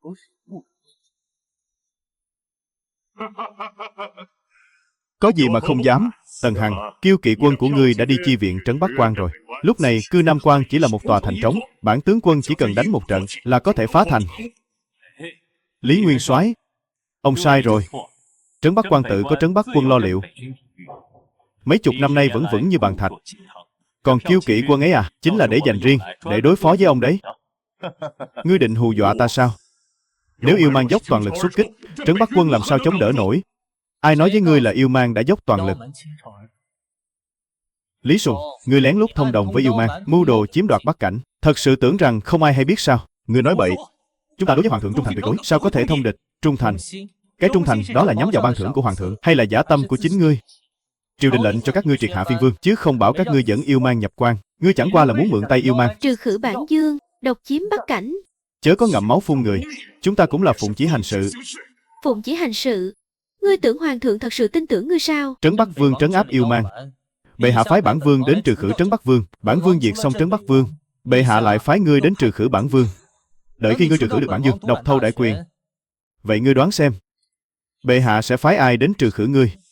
Liệu có phải là Tư Đồ tướng quân? Tần Hằng, ngươi bớt chia rẽ ly gián đi. Hôm nay ta sẽ đạp bằng cư Nam Quan, chứng minh lòng trung thành của ta. Vậy thì động thủ đi. Ngươi cứ việc dẫn binh công thành, bản vương sẽ đứng ngay trên ngọn đồi này, chống mắt lên xem rốt cuộc là thành dở trước hay là ngươi chết trước. Lý tướng quân, ta đang đợi ngươi tấn công đấy. Ngươi đang đợi cái gì? Đợi thánh chỉ của bệ hạ. Hay là viện quân của yêu mang? Tên Lý Sùng này quả nhiên là kẻ tham sống sợ chết, vây hãm chúng ta cả tháng trời mà vẫn không dám tấn công. Dương gia, đêm qua nhận được mật báo, vệ tướng quân tại trấn Bắc Quan đã đại phá chủ lực yêu mang. Hoắc tướng quân đã thống lĩnh đại quân đánh thẳng vào sào huyệt yêu tộc. Sách sử ghi chép Hoắc tướng quân phong lang cư tư, quả nhiên dũng mãnh vô song. Sắp sửa phải cùng đại quân triều đình quyết chiến rồi. Chư vị, vất vả rồi. Vương gia đã có ý tự lập. Không biết phía mẫu phi của ngài, với tính cách của hoàng thượng, nếu nơi này thất thủ, chắc chắn sẽ dùng mẫu phi của vương gia làm con tin uy hiếp. Kế sách hiện giờ chỉ có cách là trước khi chiến tranh kết thúc, bản vương phải đích thân đi cứu mẫu phi. Cái đại hiệp có dám cùng bản vương xông vào hoàng cung một chuyến không? Có gì mà không dám. Vương gia, thiếp cũng muốn đi. Thanh Vũ, lâu rồi không gặp, nàng đã đi đâu vậy? Mọi người đều ở đây cả à? Minh Tuyết tỷ tỷ, muội cũng đã đi Tây Vực một chuyến. Bồ đề quả ở Tuyệt Mệnh Cốc, muội đã tìm được 2 quả mang về đây. Đây chính là thứ mà nhạc phụ đại nhân đã nói, chìa khóa để thăng cấp lên bất hủ cảnh. Tần Hằng, nghe nói các ngươi lại sắp đánh trận rồi. Đừng nói bổn đế không bảo kê cho ngươi nhé. Một cái ta tự dùng, cái còn lại tặng ngươi đấy. cái đại hiệp, trong chúng ta chỉ có ngươi là chạm đến ngưỡng cửa đó. Chuyến đi này phải nhờ cậy vào ngươi rồi. Quyết không làm nhục mệnh. Phía trước chính là kinh thành, không thể đi xe cưỡi ngựa được nữa.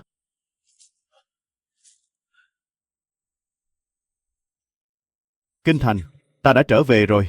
Lần trở về này, ta chính là chủ nhân của đại vận rồi.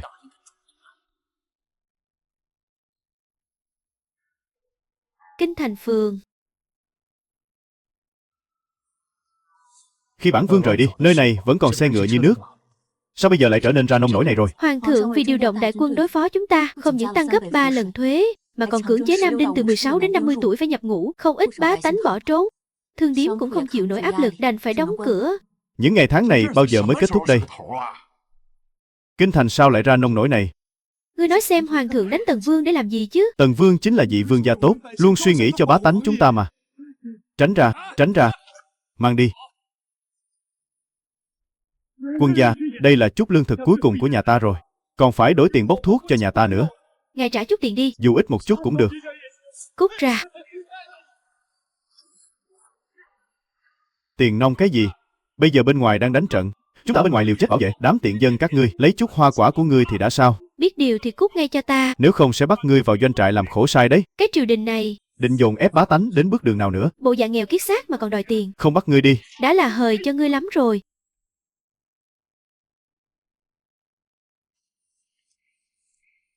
Đám binh lính càng ngày càng quá quắt. Ngươi xem Tần Vương ở Bắc Cảnh, đừng nói là cướp của dân, dân biếu quả trứng gà ngày ấy cũng trả tiền. Đâu có như cái tình cảnh bây giờ, bá tánh không còn đường sống nữa.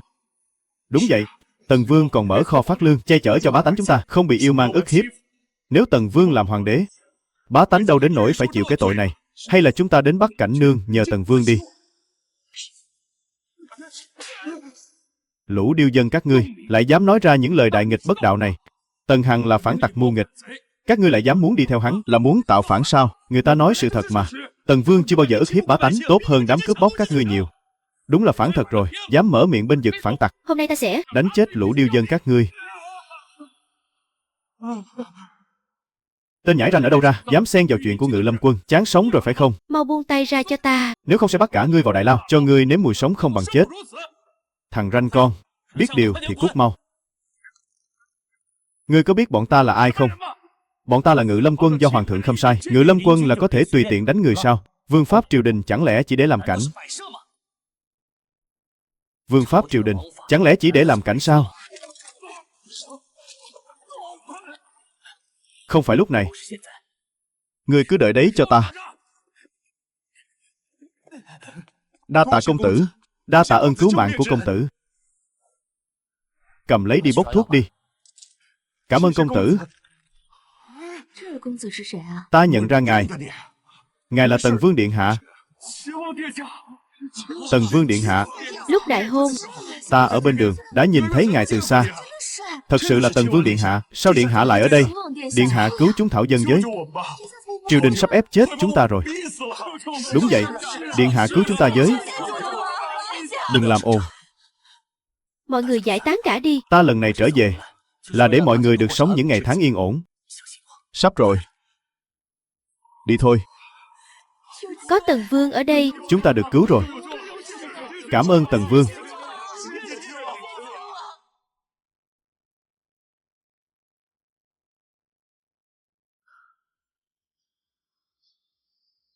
Nỗi khổ của kinh thành, bá tánh đã chịu đựng đủ rồi.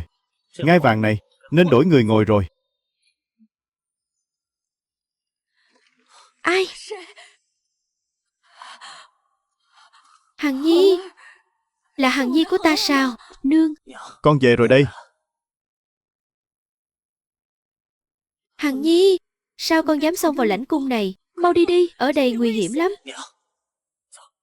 Phụ hoàng đã ra tay tàn độc với chúng ta rồi. Không đi ngay thì sớm muộn cũng bị ông ta hại chết. Hoàng cung canh phòng cẩn mật. Chúng ta ra ngoài bằng cách nào?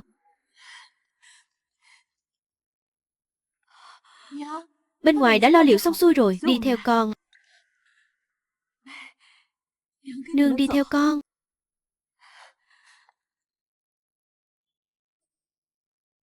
Phủ đệ Lưu gia. Hằng Nhi, con to gan quá. Xông vào hoàng cung là tội chết đấy. Một khi bệ hạ phát giác, cả nhà họ Lưu đều sẽ bị liên lụy. Liên lụy đến Lưu gia. Cháu thật sự hổ thẹn. Nếu để nương tiếp tục ở lại trong cung, sớm muộn gì cũng sẽ trở thành quân cờ của phụ hoàng. Con không thể khoanh tay đứng nhìn. Không trách Hằng Nhi. Là do người làm nương này đã làm khổ các con. Chúng ta đi ngay đây. Không làm liên lụy đến Lưu gia. Muội muội nói cái gì vậy? Chúng ta là người một nhà. Nhìn muội tiều tụy thế này, thật sự là khổ cho muội rồi. May nhờ có Hằng Nhi cứu muội.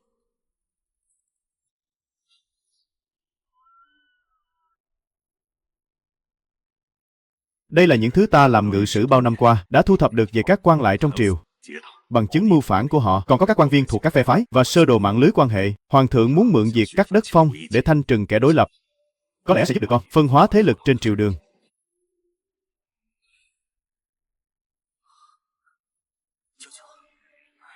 Nương con năm xưa vì Lưu gia đã hy sinh quá nhiều. Con có năng lực tranh đoạt thiên hạ. Tuyệt đối không thể để con đơn độc chiến đấu nữa trên dưới Lưu gia. Đêm nay sẽ thu dọn đồ đạc ra khỏi thành. Tuyệt đối không làm gánh nặng cho con. Cậu cứ yên tâm. Ta, Tần Hằng, chính thể. Nhất định sẽ bảo vệ tốt cho nương. Không để người phải chịu thêm chút ức nào nữa. Người nhà họ Lưu đông đúc. Ngày mai ra khỏi thành e là có trở ngại. Cần phải tính toán trước cho kỹ. Lính canh trong hoàng cung, nếu phát hiện nương nương mất tích, thì trước khi trời sáng chắc chắn sẽ phong tỏa cửa thành. Chúng ta bắt buộc phải ra khỏi thành trước lúc bình minh. Đứng lại, đây là chính môn kinh thành, phụng thánh chỉ của bệ hạ. Kể từ hôm nay, kinh thành nội bất xuất, ngoại bất nhập. Đặc biệt là quan lại quyền quý và gia quyến. Bất kể ai cũng không được ra khỏi thành. Tần thống lĩnh, ta là ngự sử Lưu Phong. Trong nhà có việc gấp cần ra khỏi thành, mong ngài chăm trước cho. Ngự sử thì đã sao? Hoàng thượng đã phán rồi, cho dù là tể tướng hay thái tử đến đây, cũng không được xuất thành. Bây giờ là thời điểm nhạy cảm. Không ai được ngoại lệ. Con trai ta bệnh nặng, cần ra thành cầu y, không thể chậm trễ được đâu. Cầu y sao? Ta thấy các người là muốn bỏ trốn thì có. Hiện giờ Tần Vương làm phản, Hoàng thượng nghi ngờ, đại thần trong triều thông đồng với địch. Các người chọn lúc này ra khỏi thành, không phải thông địch, thì là cái gì? Chúng ta thật sự là ra thành tìm thầy thuốc, tuyệt đối không có ý khác. Xin hãy cho qua, bớt nói nhảm đi. Còn lằng nhằng nữa, ta sẽ bắt lại vì tội thông địch đấy. Ta nói cho các người biết, cái cửa thành này là do ta quyết định. Các người nếu muốn ra khỏi thành, thì bước qua xác ta, mà đi.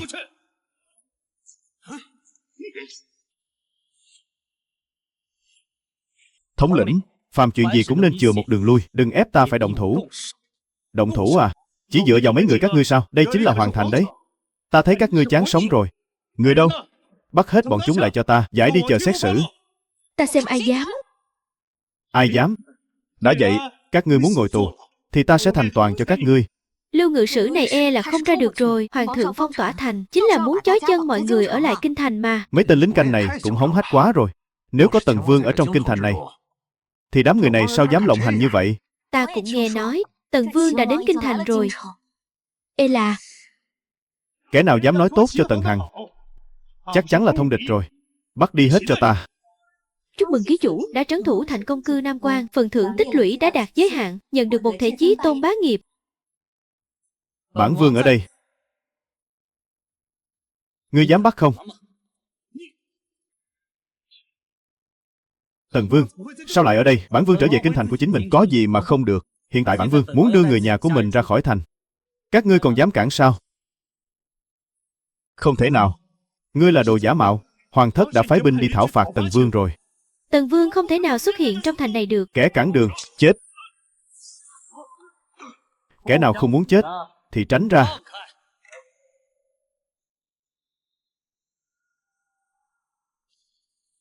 Mau đi bẩm báo Hoàng thượng. Rõ. Quan đạo bên ngoài cửa thành. Bất hủ cảnh, ngươi làm thế nào mà đạt được? Tần Hằng, ngươi quả nhiên không đơn giản. Các hạ là người của Phụ Hoàng, 5 lần 7 lượt hiện thân, hình như không có ý làm hại người khác. Ta không phải là người của bất kỳ ai. Ta đã sống 300 năm rồi, chỉ để truy cầu bất hủ cảnh, giúp Hoàng thất đại dần làm việc.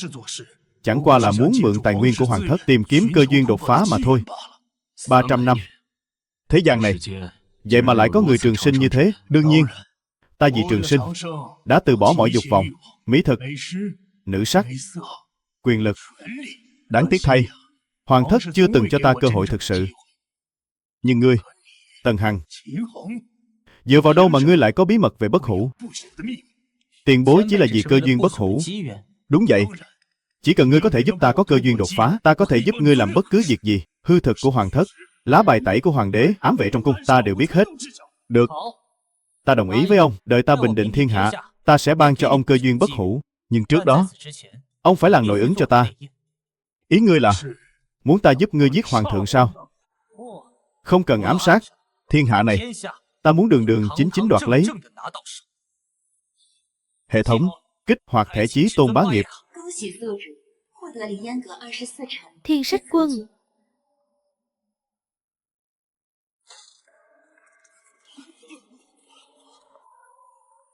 Tần Hằng, ngươi dám xông vào Kim Loan Điện, dẫn người bức cung, thật là tội mưu nghịch tày trời. Còn không mau quỳ xuống nhận tội. Bản Vương hôm nay đến để chỉnh đốn triều cương. Kẻ phải nhận tội là người khác. Ăn nói hàm hồ.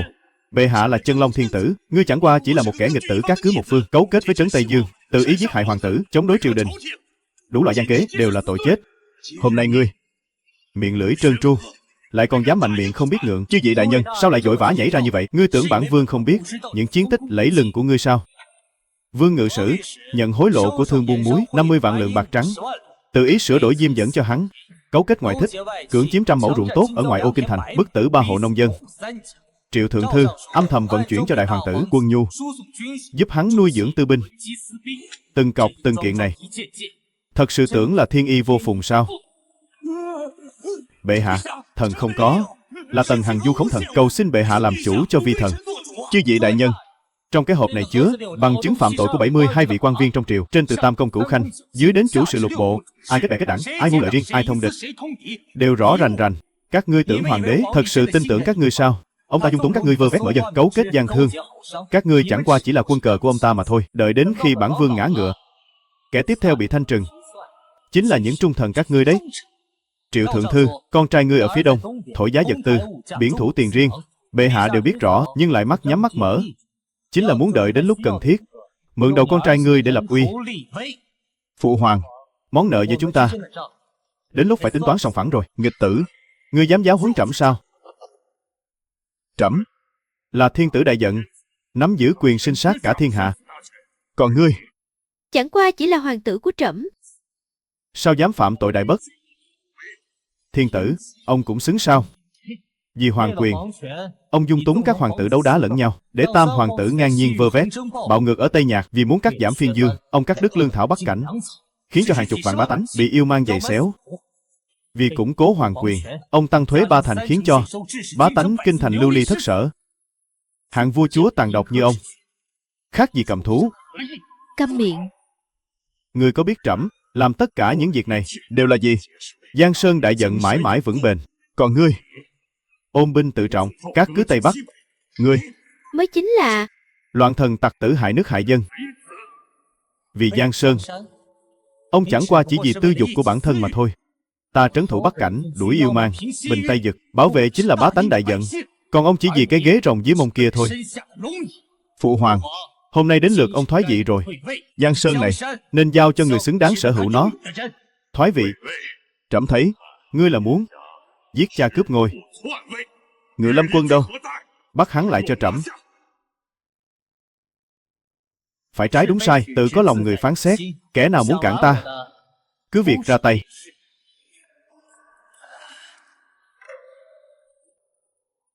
Một lũ phản đồ, trẫm nuôi các ngươi có ích gì? Phụ hoàng, thiên mệnh sở quy, lân tâm sở hướng. Người nên thoái vị rồi.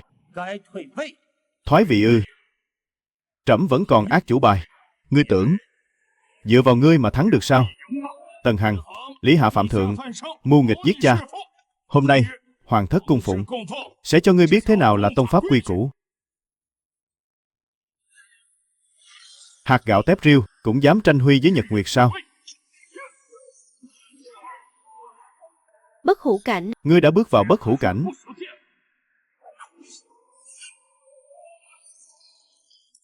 Lão già kia, tiếc là ngươi không còn cơ hội nữa đâu. Ngự Lâm Quân mau tới hộ giá, tru diệt nghịch tử. Hả? Bệ hạ, ngoài cung thành đã bị đại quân bao vây. Tất cả đều là binh mã của Tần Vương điện hạ. Kẻ cầm đầu tự xưng là người của Lăng Yên Các. Nhị thập tứ thần nói, Xin bệ hạ tức khắc thoái vị. sao có thể như thế được? Trẫm vẫn còn cấm quân. Sao có thể? Lăng Yên Các trưởng tôn vô kỵ, xin bệ hạ thoái vị. Lăng Yên Các Đỗ Như Hối, xin bệ hạ thoái vị. Lăng Yên Các Ngụy Trưng, xin bệ hạ thoái vị. Phụ hoàng, người thua rồi. Trẫm không cam tâm. Giang Sơn trẫm kinh doanh cả đời. Giang Sơn này chưa bao giờ là của riêng ai, không phải tài sản riêng, mà là thiên hạ của bách tính. Người không xứng sở hữu nó, bản vương sẽ thay thế người, khai sáng một thời đại thái bình thịnh trị.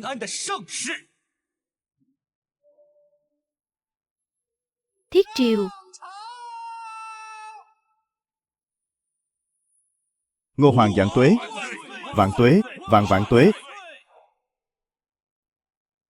Hoàng hậu nương nương, bệ hạ tới rồi. Bệ hạ, chàng tới rồi. Vất vả cho nàng rồi, nương tử.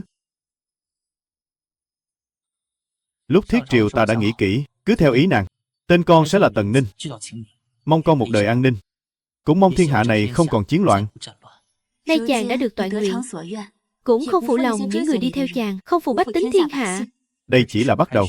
Ta không chỉ muốn giữ vững Giang Sơn đại vận, còn phải khai cương thác thổ, để bách tính an cư lạc nghiệp, để đại vận này trở thành thiên triều thánh quốc, vạn bang lai triều.